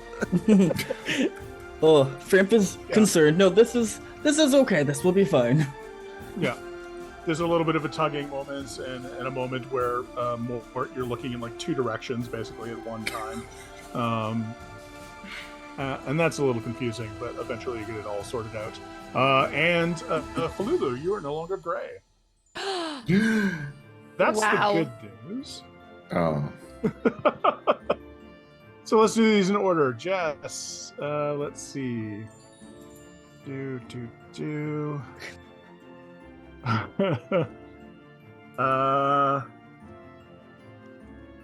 Okay. One of them you aren't going to know anything about until the next time you fight, so I will keep that to myself.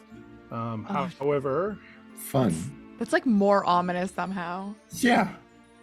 so just for the next 10 minutes, you can only communicate with an interrogative lift at the end of your sentences. Oh my god. With an interrogative lift? Yep. Oh no. So every time you talk, you have to make it sound like you're asking a question. Poor Flumphy. That's for the next 10 minutes. 10 minutes starting after I read all these off. And Hello. Hi. so the first thing that happens is you are affected by the enlarge function of enlarge reduce. Yes, this so feels you- white. So you go up one size category. I am so big and strong. You guys. Yes. The So you power are of friendship fills my heart with joy. You are now a small flump. Yes, believe but in it's- my heart, Yes. gargantuan.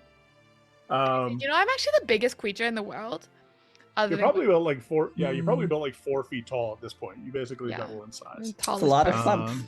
I'm the tallest person. That is a lot of flump. But that's not the most disturbing thing. You turn into a swarm of bees. What? You're still vaguely flump shaped. So I'm just a large swarm of bees? Brett! You're still a large swarm of bees. Yeah, you're a large swarm of bees. You're now a slightly larger swarm of bees. You're still wearing your armor and everything, but you are essentially just a bunch of bees making a flump shape. Wow. This yeah. really bugs me. Unbelievable. Honey, you don't know the half of it. Jorge. Well, since I'm down at the bottom of the chart anyway, actually, Jorge, you also turn into a large swarm of bees. Although your swarm is slightly smaller than Falulu's swarm. You're a smaller swarm of bees. I am so small and bees. Cool. You also gain, and you can use this at any time. You gain the ability. It's identical to your stench spray. However, it smells like baked beans, and it affects the target. It affects the target as if you had cast Thunderwave. Oh, okay. It's otherwise identical to your stench spray ability. Danny. Okay, so I rolled another one, and guess what? It's the best number, 69. Nice. Nice. Nice. Nice. Nice. Oh, this is my personal favorite. I put it in there because it's absolutely ridiculous. So as you are traveling along, Jorge, in addition to all of this, so you stop being a swarm of bees. What? You revert back to your. Orhito's a wannabe. I'm trying so hard to be like you, but it didn't work. Respect. You revert back to your normal Flumph body, mostly. Your tendrils, however, were replaced by a flying turtle upon which stand 4 tiny elephants, which now support your body. What is it? Huh. Kind of Danny. Perfect.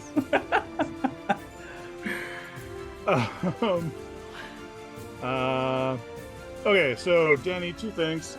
For the next 10 minutes, you can only communicate in Nicolas Cage movie quotes. Oh my god. Have I got news for you about a lot of bee opportunities coming your way?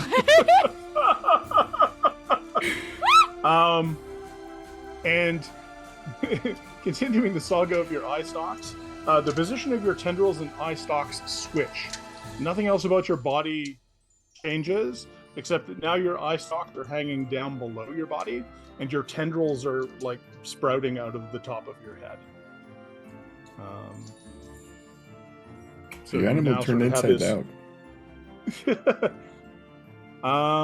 Hand E, 7 and 19. What is your favorite color? Ooh, can it be like sparkling pink? It's your favorite color. If you want it. Yes. Glitter pink. Glitter pink. Love it. Okay. Yes, 2 things happen. You turn glitter pink. Your entire body turns glitter pink. Framp feels fabulous. Yeah. Wow. You look stunning. Also, it doesn't. You don't notice it right away, but from now on, whenever you move, you're going to make a sound like one of those party horns, those paper party horns that you. Wait. And you'll have What? disadvantage on dexterity checks. Okay, Sorry, specifically dexterity stealth checks. that makes sense. But like, which party horn? Like, It might Whatever be you like, want. bow, bow, bow, bow, bow, bow. Right? Like those little paper ones. Those little paper ones where you like the blow and streamers. yeah, the streamer things. I think we all know Yeah. it's bow, bow, bow, bow, bow, bow in our hearts. That's 100% what Yes. my heart had. Telepathically, you just shout bow, bow, bow, bow, bow, but then you actually go Yeah. Every time I'm moving. Yep.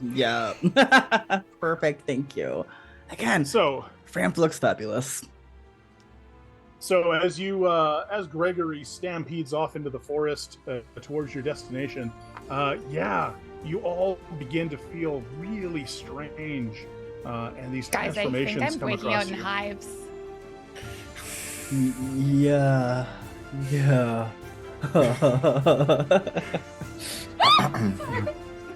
So you know what bees are, but you don't know what, or you know what hives you- are, but not birds?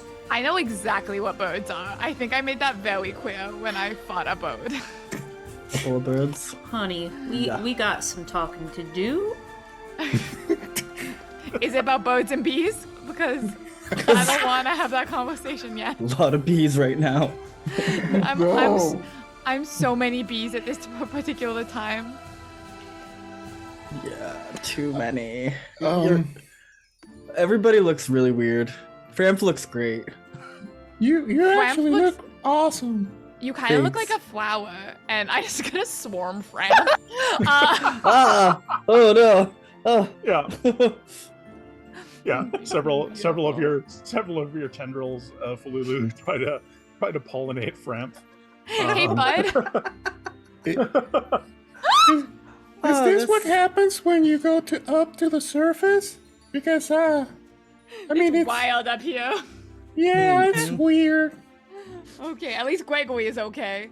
Can they do wild? Can chat donate to make Gregory wild magic as well? Yes. You know what? Can. Absolutely. Yes. If folks want to. Okay, do something Gregory. like that, What about Gregory so no? far is a-okay. yeah, Gregory so far is a-okay.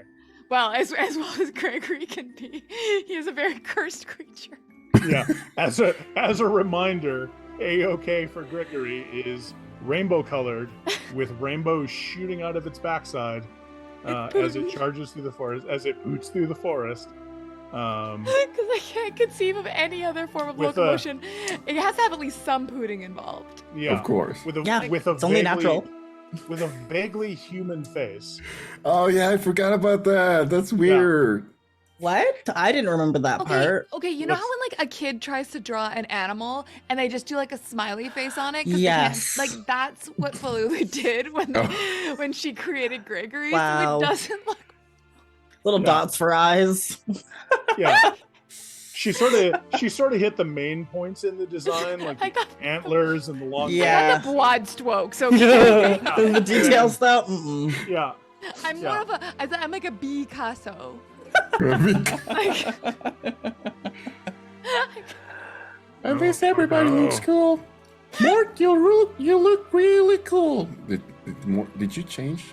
I'm Nicholas frickin' Cage. Framp has questions. Are you Mort? No, Mort is I no. never disrobed before gunplay.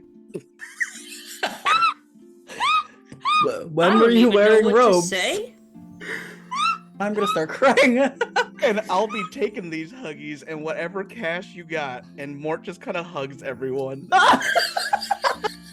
Framp will give you cash. For the record, the third McFlumpface gives a hug back to Mort or Nicolas Cage. That's growth. That's growth. wow. Okay. I am a basket of bees on Mort's head. Mort's also kind of upside down. Like the eyes are down there and the tendrils are up there. It's Framp is feeling confused, but We're all doing our best, okay?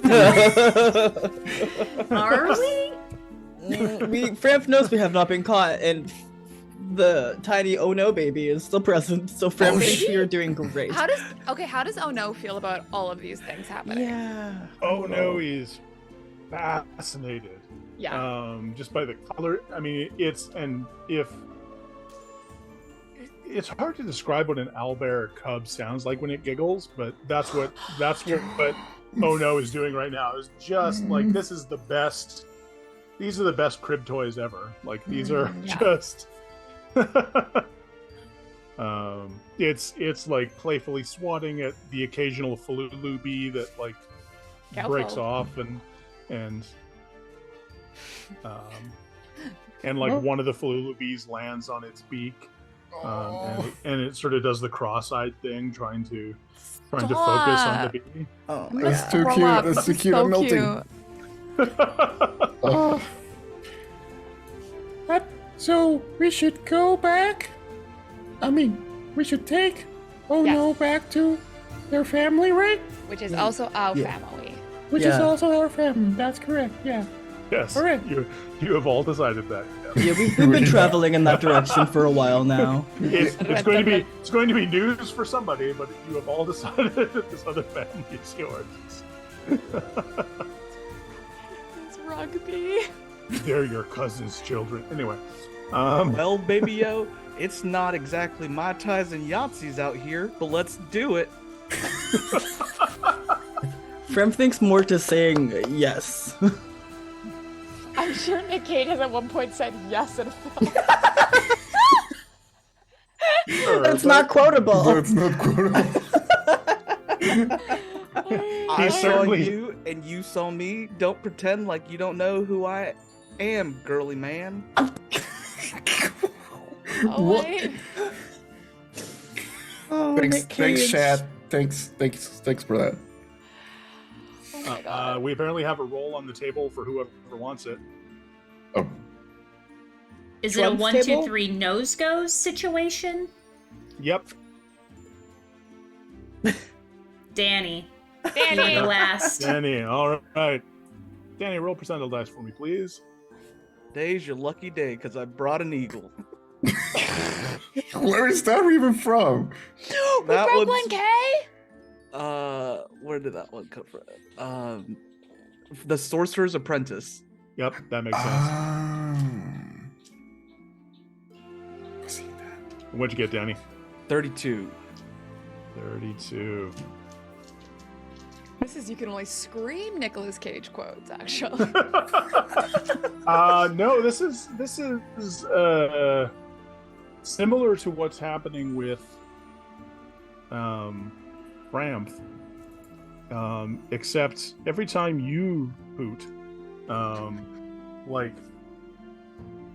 sorry, I lost it as soon as I. You don't just hear. Bow, bow, bow, bow. Pow, pow, pow. It's a There we Taylor go. Swift song. So every time you poot, glitter and confetti shoots out of whatever orifice you're pooting out of. So you Just like basically Wiggly! you basically just become Wow. the flump version of Glitter Bomb. Yeah, we should roll in that. And you also have disadvantage on Oh. dexterity stealth checks for obvious reasons. Hey, what are the chances of any of us ever you know what the setup is right now? We have the most cursed moose, a whole swarm of bees, a party horn fart machine, and then like a bunch of balloons. We are a party, a whole family. And then an owlbear hanging out on the back of the moose. And a baby Yeah. owlbear, yes. Yeah. Well, okay, so let's just go. I think Gnome is. Are you saying real words, or were you? We can't hear you. Yeah, you were muted. I was sneezing, Hey. Oh, but Let's then I see said what we your took adventure. demons. I said we took becoming an adventuring party very literally. Yeah. Thank you. Absolutely. you did.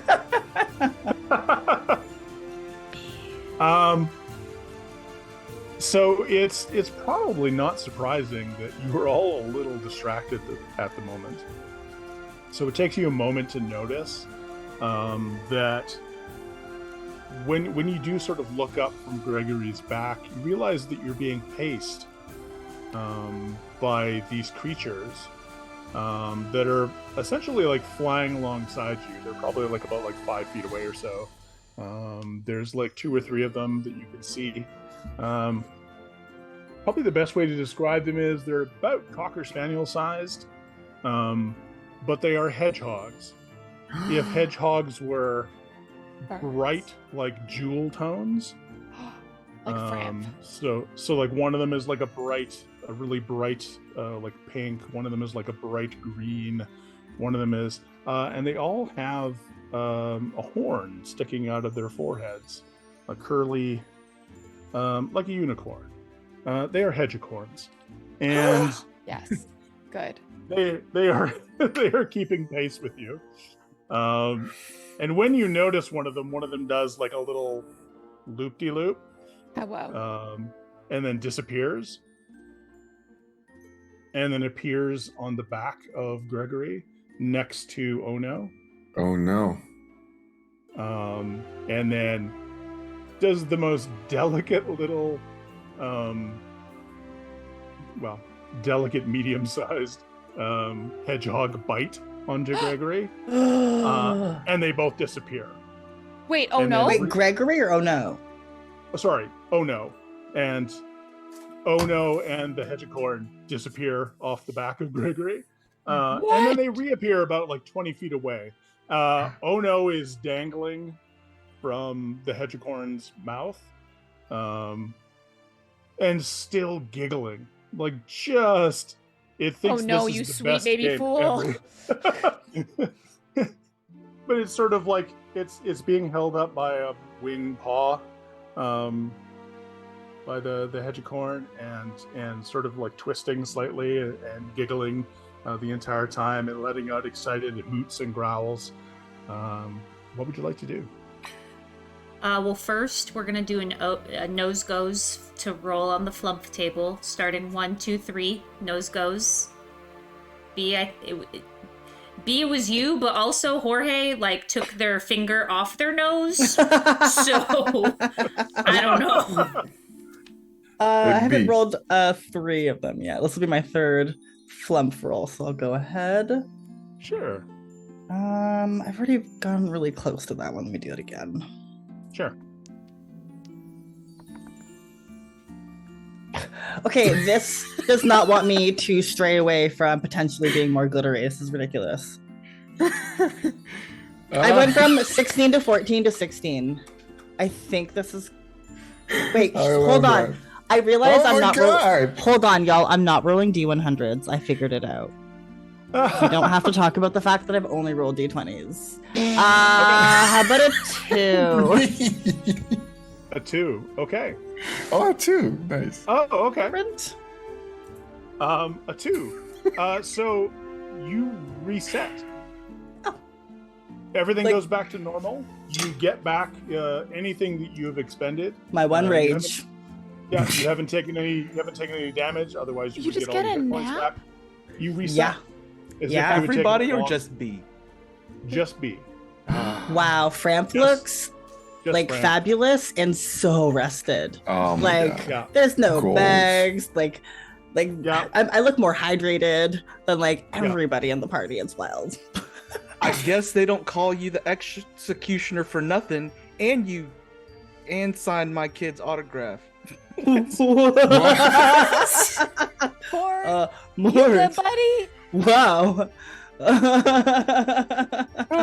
Mort, what is going on? Are you feeling alright? Somehow they managed to get every creep and freak in the universe on this one plane. They did. Oh, well, yeah, that's about The right. material plane is buck wild.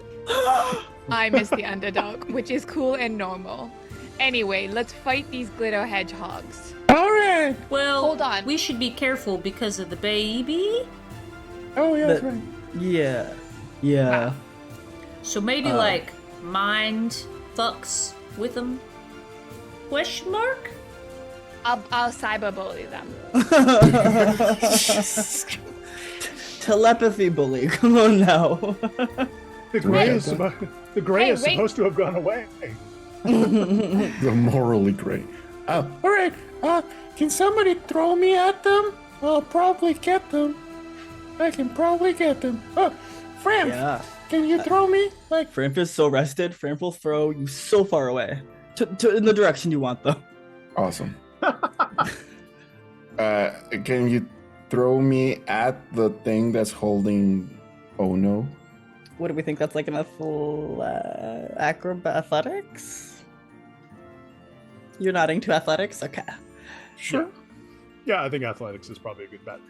13. Do we have a reroll? I mean, we're little. And I make great sounds when I'm Putin. So like, bow, bow, bow, bow, and throw you. We do have a reroll up for grabs. Oh. Yeah. Yep. But I might. were we good, right? We're good. Is 13 okay? I'm gonna say you probably want to use that reroll. Yeah. You're worth it, friend. chat, please donate more. Reroll. Oh no, Oh it got my worse. God. It got worse. Or no. It got worse. Okay. 13. So you get. It's not that you miss necessarily. It's just you're revigorated now, and you sort of like overthrow a little bit. So you frisbee Jorgito at the Frisbee. and which is actually like something that acrobatic flumps do. They'll pull in all their tendrils and they'll frisbee anyway. It's a good sport. Yeah, Ultimate frisbee. yeah, ultimate flump. And so what I'm going to say is that Yeah, Jorgito, can I get a, Oh shit. let's Um, say, let's get a dexterity check from you, or a dexterity or a reflex save, whichever one is going to be better for you. A dexterity saving throw or just a dex saving? Sorry, a dexterity saving throw. Dexterity saving. Okay. Yeah. As you throw Jorgito away, he turns upside down and begins doing tendrils in the form of a crab. And as you do that, All right, I'm ready. Wait, I'm not ready. and that's oh, maybe I am 18. Okay. Yeah, so you were going to overshoot this hedgehog by quite a bit. But or the hedgecorn, sorry. And as you're going by, you miss the hedgecorn. But you're going low, so you actually managed to like clip onto Ono. So now Ono is sort of, being held up between you've got Ono by a stubby little leg, and the hedgecorn has Ono by like a wing, and Ono is like sort of hanging between, still giggling and hooting in excitement. This is the best fun they've had. Oh my god. But yes, I got you. I got you.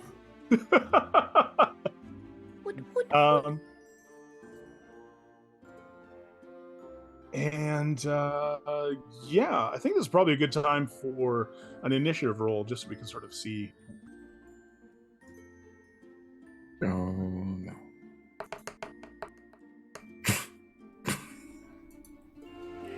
Cool. All right, 20 plus. Oh no. Everybody remember the time I did it last time? That was pretty cool of me. Yeah. Anyway. Yeah. That'll be the only time. All right. 15 to 19 is Framp. Just reading in chat. So 10 to 14 is Lulu. Anybody else 10 to 14? Okay.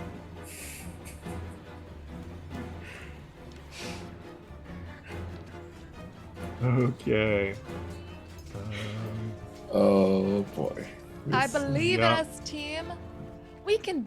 Listen, this bird doesn't even have wings. We are definitely gonna win. I haven't heard him poop once, and he can't even fly. They have forehead beaks. Forehead beaks, or Framp is worried about the forehead beaks. I don't think you know what a beak is. But to be fair, neither do I. So Huh. I thought you also- said you know what birds are. I know what birds are. And Birds fly. I know that they have beaks. Mm-hmm, Yes. Okay. Birds Yes. have beaks. Beaks. Somewhere on their bodies. Framp doesn't know where. Oh. Okay. Okay, Framp, you're up. Oh. So how close are we? What are they're called? Like hedgecorns? Hedgecorns. yes. Hedgecorn. Sounds like something I would consume for dinner. Hershey's hedgecorns. Are they within like 30? Oh wow, I don't move a lot. Are they within 15 feet? They are. Oh wow, how convenient. Let me reset myself. There we go. Well, I gotta think about like what about them is upsetting. Like spiritually, emotionally. I need to find a reason to be angry at them. Framp is really I looking. mean, they stole our baby, our Oh. legally adopted son. Yeah. That's kind of a bummer from them. Yeah, mean- no, I think if there was a reason, that's probably it. Yeah. You know. I would lead with that. Yeah. Yeah. They stole my son and second best friend in the world. Framp cannot let that go, and Framp is angry. So we're gonna go ahead and rage, and it's like, You don't get to steal Frimph's son. Frimph only gets to have one son. And we're gonna go ahead and rage. And then swing that great axe that is probably heavier than I am, but we make it work. How's right. 20 to hit? 20 to hit is really good, actually. That does, in fact, hit. Fabulous. Hit the hedgehog. And the first swing is going to be 7, 8, 9 damage. Okay. Goodbye, Hedgecorn. It deflects most of that with its horn. The beak. But you still get a good... You do all 9 points of damage. Okay. This is just flavor-wise. The reason you don't do more damage to it is because it gets its horn in the way and sort of like parries a little bit. I like that. But your great axe slides down and sort of like shaves off a bunch of its quills. I'm gonna attack again. And like Framp will say, "Oh, the beak is getting in the way. Watch out, everyone." Framp is very, very convinced that beak is dangerous. Okay. 17 to hit for my next attack. That also hits. Yeah. And 8, 9, 10 for a crushing 10 damage. All right. No more birds. This time the Hedgecore, you hit it, and it sort of like spins. It does a very, very fast rotation. You clip it on the side, and it does a quick spin from the impact. And then it sort of gets its orientation back and shakes its head, and sort of like snarls at you. But I mean, it's a hedgehog, so it's a very cute snarl. Gives that little huff that hedgehogs do when they're angry about stuff, which is really cute and probably makes it more angry when you laugh at them again. And then it like just disappears, and you see it reappear like about 20, 30 feet away, and then you see like a few more hedgecorns sort of like come out of the trees. Wow, these hedgehogs gotta go fast. You gotta get Ono back. Balulu, Yes. it's your turn. Okay. All right. So I am a swarm of bees charging ahead on Gregory. Where is Ono? Where is my son? Your son is currently about 10 feet away, strung between one of the hedgecorns and Mort. Okay. Or sorry, Jorgito. Was it Mort or was it Jorgito? Jorgito. Yeah. It's between a hedgecorn and Jorgito. Okay. I'm going to like leap. Well, not leap. Buzz from Gregory over to the hedgecorn. And I'll say, roses are red, Sonic is blue, I fight birds, and today that's you. And I'm going to hit him with my great axe. Not a great axe, big sword that isn't actually a big sword. Awesome. Hell That yeah. is fantastic. That's a 22. Excellent. Yep, that absolutely hits. Okay, And you got another smite in you? I do actually. It's 6 it's 6 slashing. And then listen, anything for my beautiful son. 4 plus 7, which is 11 radiant. Love it. Bop, bop. So yeah, you leap over, and by you I mean all of the bees which compose you. That are now this swarm of bees is wielding a longsword. Yes. And so the longsword slashes out and hits the creature. At the same time, you sort of smite, and all of your bees like just sort of flash with this brilliant white light for a moment. And I mean, just the action of you leaping over there. You haven't quite got the hang of like holding all your bees together, so you sort of partially swarm the hedgecorn. Good. As Feel my and so- pollinated wrath. So part of the radiant damage is actually just all of these like radiant bees stinging the hedgehorn, which it doesn't like. It makes very like angry, disgruntled hedgehog noises as this is happening to it. Does it drop coins? Yes. Yeah! A little pouch tears open, and you see Some of the bees go get that. some of the goldish coins scattered to the ground. Is he still standing? Well, he was flying. Is he still alive? He is still alive. I hit him again. Okay. I was going to say he does release release Ono at that point though. Hey. As all of this is happening, he like lets go of Ono and is just like, I'll do non-lethal damage. Okay. I'm still going to do it. All right. It's a nat 20.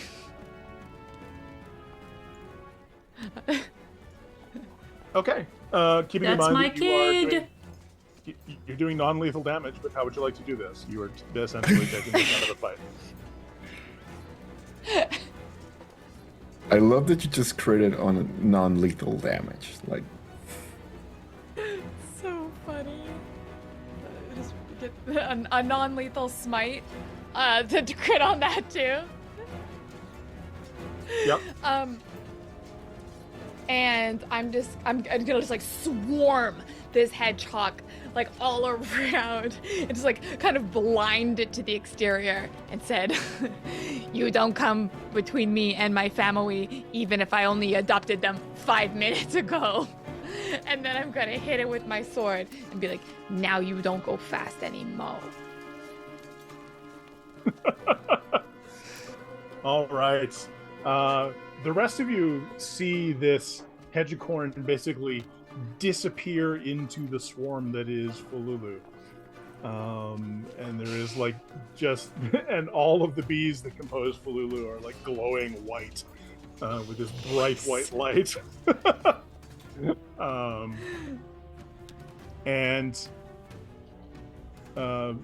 Yeah, when the light dims down and the bees sort of like pull back, this hedgecorn just sort of like its limp hedgecorn body, now unconscious, just sort of like hits Speed the ground. was not his second name. And skips a few times, and then like skids across the turf and comes to a stop. It is no longer holding on to Ono. However, that does mean that Orhito, you are now bearing the full weight of little Ono, and by little Ono, I mean this thing he's is bigger probably than me, like, right? oh yeah, Okay. like yeah. I'm really big. I would like to cast Mage Hand to take at least 10 pounds of weight off of Jorgito's tendrils, to assist. Okay, that is fantastic. Can you do that as a reaction? No, I don't Then know. we will get to you. Mort, it's your Curses. turn. Bamboozled again. Mort says, I just stole 50 cars in one night. I'm a little tired, I'm a little wired, and I think I deserve a little appreciation. And I know that one. Yes. So true, bestie. and Mort's going to say after that, camel's milk does not curdle, and cast dancing light. And what I'm trying to do is to cast these dancing lights towards Ono, to bring Ono back to to fly back onto Gregory or whatever, so we can get out of this little situation. Okay. Well, is there any? I should ask. Is there any immediate hedgecorns that are like trying to get Ono? I mean, it appears like they're all trying to get them, but it's not their turn yet. So they may try to get him when it's their turn. They are still keeping pace with you. Okay, so JK, I'm not gonna cast Dancing Light. I'm gonna cast Tidal Wave. Okay. And you see Mort's tendrils kind of slap together right over their mouth, and then just like spit out this huge tidal wave that covers like across behind us. So however many they are, they have to make a dex saving throw. Okay. All right. And what is the DC for that? 15. All right. Oh. All right. Okay, you see a number of them. A couple of them do make it. Two of them manage to either dodge or just sort of like take the brunt of the tidal wave, but it doesn't seem to affect them. But you do see there were a lot of them that were sort of like catching up. You're running through a forest right now, so they were sort of like appearing and disappearing through the trees, and you see your tidal wave basically just wash like a half dozen or 8 of them away completely. They just get completely turfed out. So now there are just two hedgecorns that seem to be like either the most dexterous or just the luckiest of the bunch that are keeping pace with you. And I still think they take half damage, which would be 9 to each, if that matters. Okay, yep, it absolutely does. All right. Anything else? Mort just yells, "Hey, my mama lives in a trailer." Absolutely. That's the whole quote. That's the whole quote. That's a quote. Hey guys, Well, it said this one has dialogue. It says, "Man yells trailer trash," and Nicolas Cage goes, "Hey, my mama lives in a trailer." yeah. So I'm imagining one of these hedgehogs is like, "Trailer trash." You're just having a one-sided fight with these hedgehogs, like in your own head. You're like ready with the witty comeback. They haven't said shit. They're just like snorting hedgehog style. You're like, nah. Huffing and puffing. You're shouting at them like telepathically, and we hear you. We're like, yeah, good job, Mort. You're so smart and scary. With my little eye stalks hanging below me. Yeah. Your little inverted eye stalks. Oh my god. Flumphy. Okay, as much as I would like to use Mage Hand to take 10 pounds of weight off of the little cub for Jorgito, I think I'm going to take this as an opportunity to just get rid of some of these little dog unicorn things. I can't remember the name. I'm Hedgecorn. sorry. Hedgecorn. So I am going to poot just a little bit closer to a group that is away from Oh No, so I can cast Shatter on them. So I'm gonna do a bagpipe, and then as many as I can get. It would be so sexy again if it was 14 or under. Constitution. Cool. All right. All right. Okay. Don't roll on top of other dice. There we go. And I will say, I would like to imagine it's a sudden loud ringing noise that erupts, and I would like to imagine that it's just a really loud poot. Okay. a poot so loud that it breaks the sound barrier. Exactly. Yeah. The ones who succeeded take 8 damage. The ones who failed take 16 damage. Okay. Well, they both failed. Yes. So you see the last two hedgecorns who seem to be getting ready to like do their big, like, this is it. We're the last two left. We're gonna save it all. And then just suddenly a loud poot rings through the forest. Who poots for the trees? And they're just knocked they just knocked spinning as they both sort of like speeder bike, Star Wars speeder bike style, smack into trees and and fall to the ground. And you are now Hedgecorn free. Kind of look off into the distance and say, and let that be a lesson to ya. Don't mess with the poot party. that was good. Is oh no okay? Release the baby. So That's one. Nice. That's one. From So- the crew, I already did, but thank you. yelling at Jorgito, Oh, okay, you're yelling at but me. in a nice way. Release the Hey. baby onto Gregory. Okay. So this Jorgito, you are able to, even though you're struggling under the weight, you are able to safely return Ono to Gregory's back. It's a close thing though. Ono does sort of have to like scramble up the side of Gregory, grabbing handfuls of rainbow-colored fur. Wow. Okay. I'm gonna, while we're doing this, I'm going to just like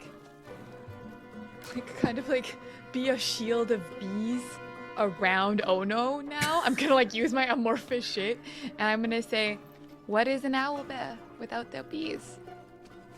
Just owl ears." Thanks for coming, y'all. It's been real fun. I just got it. Did took I me a win? second. It Hey took me a DM, second. did I win? Did I win the game? Dungeon Gold Master? star. That's Gold been our star. stream, everyone. Thank you so much for. Oh my god. That's your time.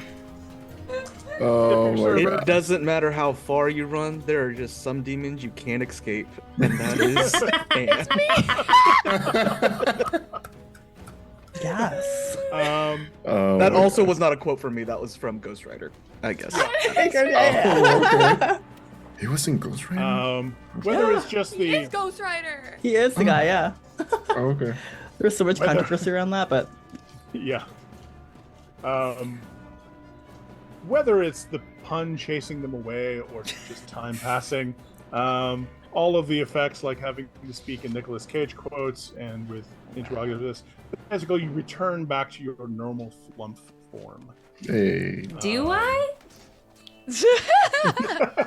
I mean, that's up to you. If you speaking in interrogatives can be very addictive. So I say in West Coast. Well, the real treasure was the bees we met along the way. yeah, are we bringing the baby to the baby's house? Like Yeah. the second family. Framp To the knows we baby are the first house, family. to the baby Yeah, we'll have them on the house. To the weekends. baby house. Yeah, yeah. Let's go, go. Let's go, everybody.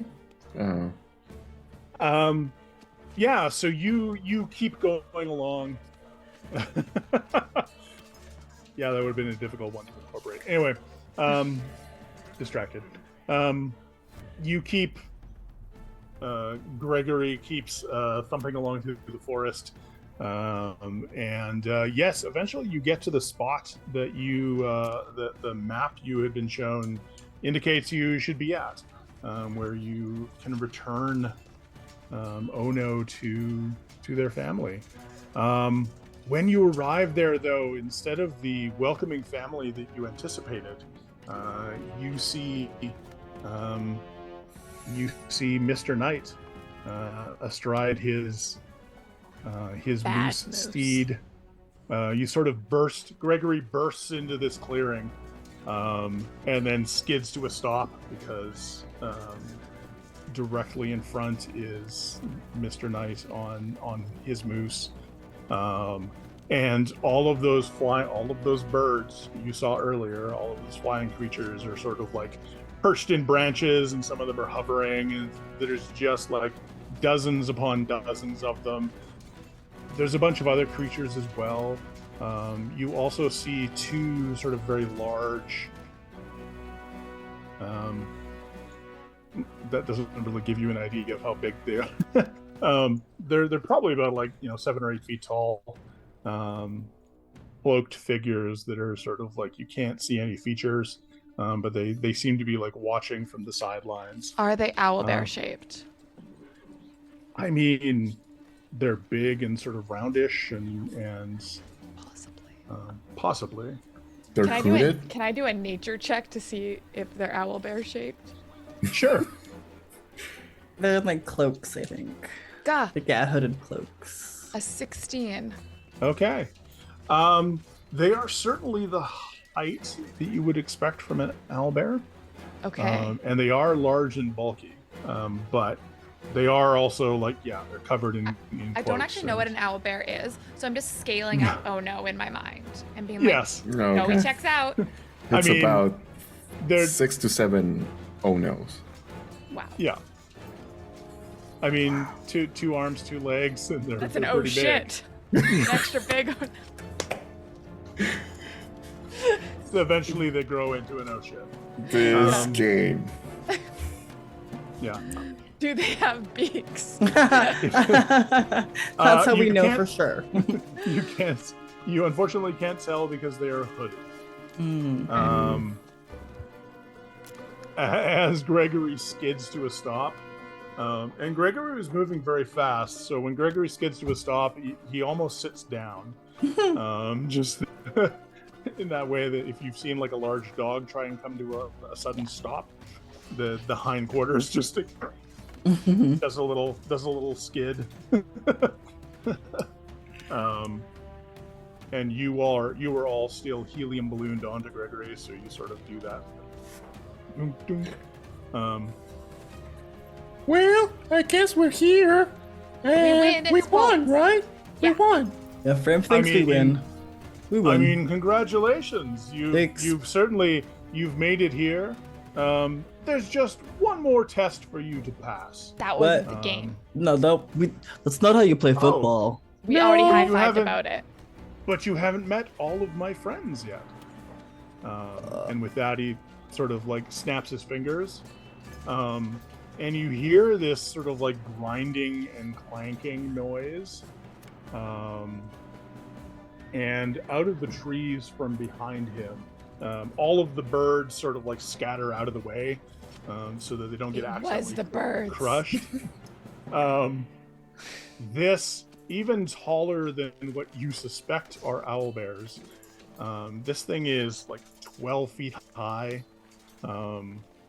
It's covered in really odd looking, almost burlap looking flesh. And it sort of like stands up and pushes through the trees and like stomps into the center of the clearing in front of you. And you hear Mr. Knight, who is scooted off to the side, say, yes, you just have to get past my friend and you'll have won. That should be easy for you, shouldn't it? What's your friend's name? What's his name? It's Asterion. Oh, that's Asterion, right. yes, you are correct. Okay, well that Oh, means now I feel bad you- about fighting him. yeah. Can we I romance don't. this? Drama, okay? I mean, let's hear your dialogue choice. You want to hear my dialogue, Joyce? Yeah, you hear this sort of like grinding, rumbling voice say, "I am Asteria." Hello, are you alive? There's a pause, and you Are can we you alive?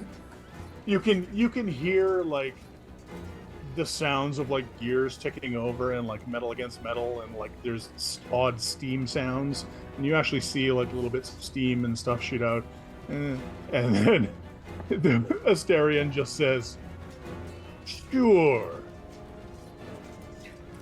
I think he's lying. Is Asterion able to be charmed? Or just, I don't know. I'm asking for a friend. Construct, probably not. It's an excellent question. Oh, but maybe he's not a construct. Maybe he's... Yes. Okay, I immediately start playing my bagpipes. Okay. And I will do so for 1 minute. And then I would request that Asterion, Mr. Knight, who I thought we were calling Mr. Nice, for the longest time. I'm a little embarrassed. And then 2 other enemies. I would like for them to get like a 14 or lower on a wisdom saving throw, please. Okay. Mr. Knight passes. The other 2 do not, and Asterion does not. Asterion happens? is charmed by Okay. me. Okay. Wow. Until it takes any damage, we attack it, or it sees us attack its allies for 1 hour. Okay. Okay. Okay. I would also like to use my divine sense. Okay. So I know the location of celestial, fiend, and undead. Any of those around? The closest you get to Celestial is that the closest ones are Celestial, and you notice that coming off of, you see amongst the birds that are there are a number of hedgecorns that have caught up.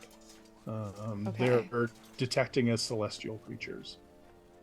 Aw, that's so nice. I could have definitely used protection from good and evil on them. Anyway. All right.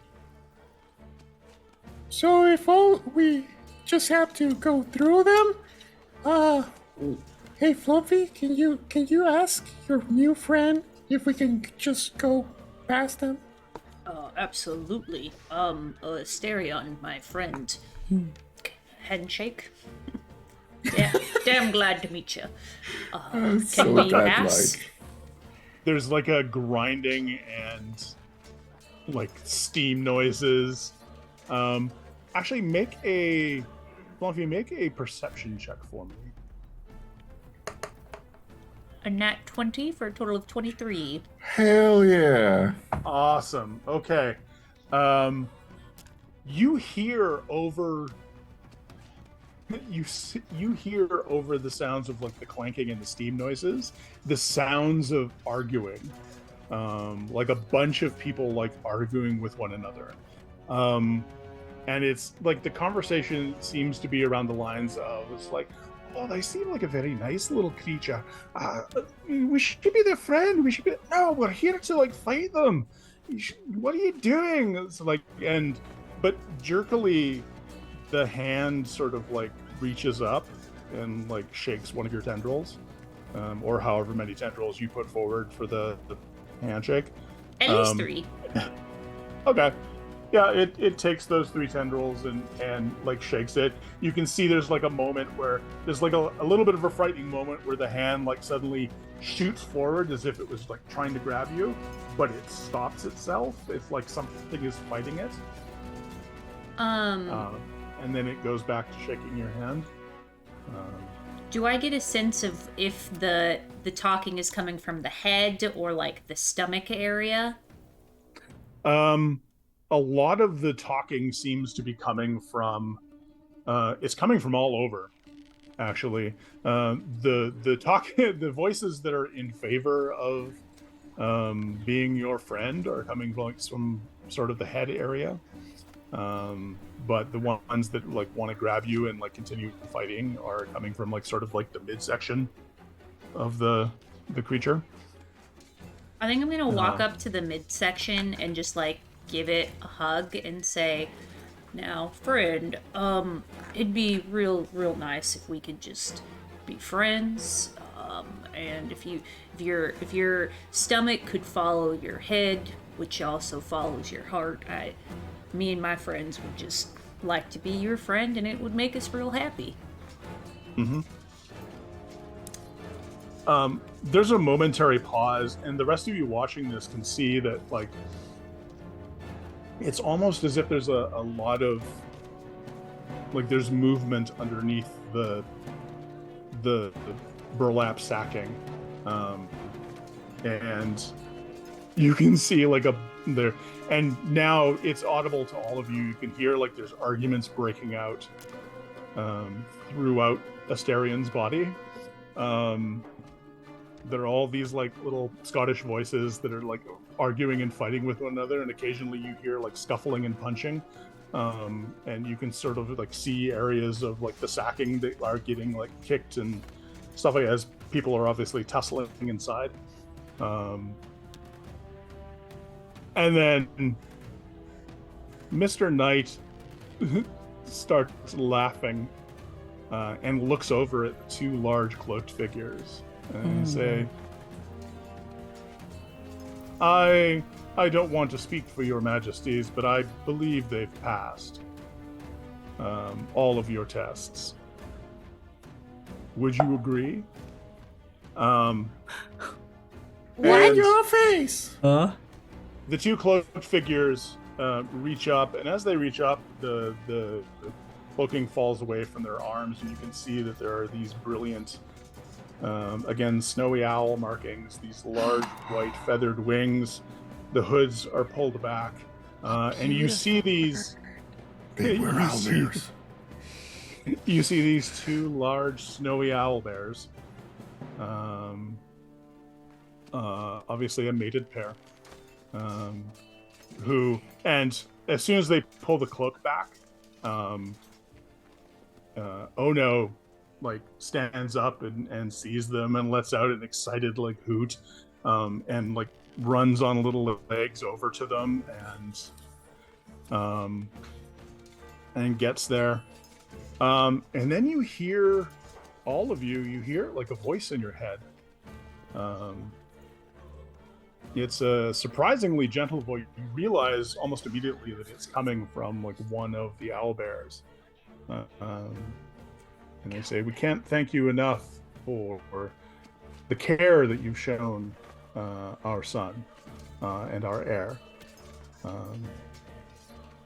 As ruler of the Urshwet people, I thank you. It was no problem at all. Can we keep your baby though? Yeah, they joined our family. Well, funny you should mention that. We the entire reason for this little test of ours, we understand what it is to be misunderstood. The humans and other sentient races of this world sometimes take our people and use them as combatants. We were created by mages long ago, and unfortunately, over time, people have thought us to be crude, violent animals. It's simply that we have a longer growth period before we come into our own. And we're not always allowed to do that before we're thrust into violence. So we're very careful about who we reach out to and make alliances with. We're interested in making alliance with your people. And What? this Hold on. was a little bit of a test. Wait, the birds that I met, they were working for you? Because I definitely Yes. killed them. Like I did, Oh, I no, did no. full on kill them because I thought that they were bullying my son. yeah, no, we protect them. They're fine. Oh, Oh. okay. I hit him so hard. I used Oh. smite. That guy evaporated. Like there is Yes. it was just feathers and smoke. There was nothing left. I mean, wow. You must have some real good magic. Holy Real good heck. necromancy magic. Wow, well, wow. They were illusions. Courtesy Whoa! What? of our courtesy of our fairy friends. What? They sort of gesture around, and Oh. you see all of like the bat-winged creatures that were like standing around you, sort of like morph and change, and now they're sort of these more like pixie-like creatures. Oh my gosh. Um, Human they're birds. their bat wings turn into like sort of like a variety of like butterfly wings and dragonfly wings and that sort of thing. Oh, that's cute. They're like bees. And yeah. Well, the My different. goodness. Is everybody a bird here? Because That is my understanding. okay. I would like to go up to the owlbear royals and say, I am a noble knight, and I serve the order of Dewoo. But I would be honored to be a knight for your table instead. You are a very large bird, and I respect that. As far as you can tell, it's smiling. It's hard to tell with a beak. Yeah. But it looks down at Flump, you. I found the beak. It looks down Definitely at a you and bird. smiles. And you see it reaches up and it pulls a feather out of its wing. Don't you need that? It is also speaking with you telepathically. So it is, Oh. and it reaches down with this feather, and quickly like attaches it to like one of your, like the pauldron of your armor, and you can keep this as a sign that you are one of our son's knight protectors. Oh my god, Palin, I'm a knight. I'm a wheel knight. I was kind of just saying it before, but now I'm actually a wheel knight. And I just like run around Flumpy. I'm a knight. I'm gonna like reach down to see if you want some uppies, and if you Yes, do, please. I'm going to swing you around in a couple circles. Simba! I'm a knight. Yeah, I'm a paladin. Oh, paladin. Congratulations, Falulu. That's an awesome thing for you. Yeah. Wow. Congrats. It's pretty cool. Friend, Yeah. I was and hyped you for found you. the beak.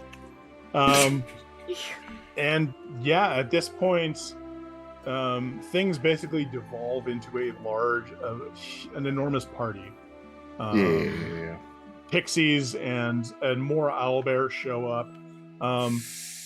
Mr. Knight sort of shifts and changes and becomes just a simple gnome who is riding on the back of a but he's dressed in like silvers and dark blues. Introduces himself as Argent, Aw. and I was like, yes, I hope you don't mind the deception. I'm the herald for the royal family of Urshuet, and yes, Well, we were about to kill you, so it's fine. I'm so glad we didn't. I'm glad you didn't either. What do we have to do with this little guy? My son. Our my son. beautiful boy. We raise our son now. We we got him raise on our all the son? weekends. Can we move in? Hey, is that womb? Can we move in? Well, that was the whole reason for this, is that the Urshuet were reaching out to the Flumphs to see if they wanted to, Be roommates. I guess, Ooh. be roommate. Like They it's were a, roommates. it's a We it's are a diplomatic. stinky. Yeah. Oh So- my god. Wow. And then we all move in. Yay! Yeah. This is the best adventure ever. Beautiful. The best. We get bunk beds. Yeah. Yay! If we Oh, that's so great. flash forward, they make room for you in some like enormous hollow trees, so you feel a little bit more comfortable. It's a little bit more like being in caverns. But yes, you are welcome to, as much as you want to, move in with, and as many of your people as want to move in with the Urshuet and live in the forest with them. So, It's an uwu hole. Oh. That was beautiful. That was so the fun.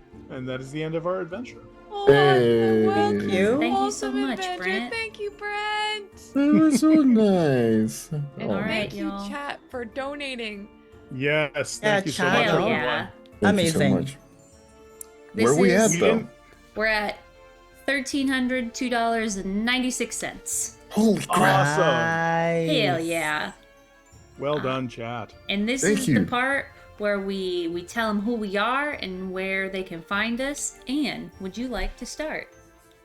Hi, I'm Anne the Gnome, or Gnome Anne. I do all sorts of content creation, but one thing I just want to plug is that this Friday I'm running the finale of an actual play. It's only 3 sessions, so you can get caught up.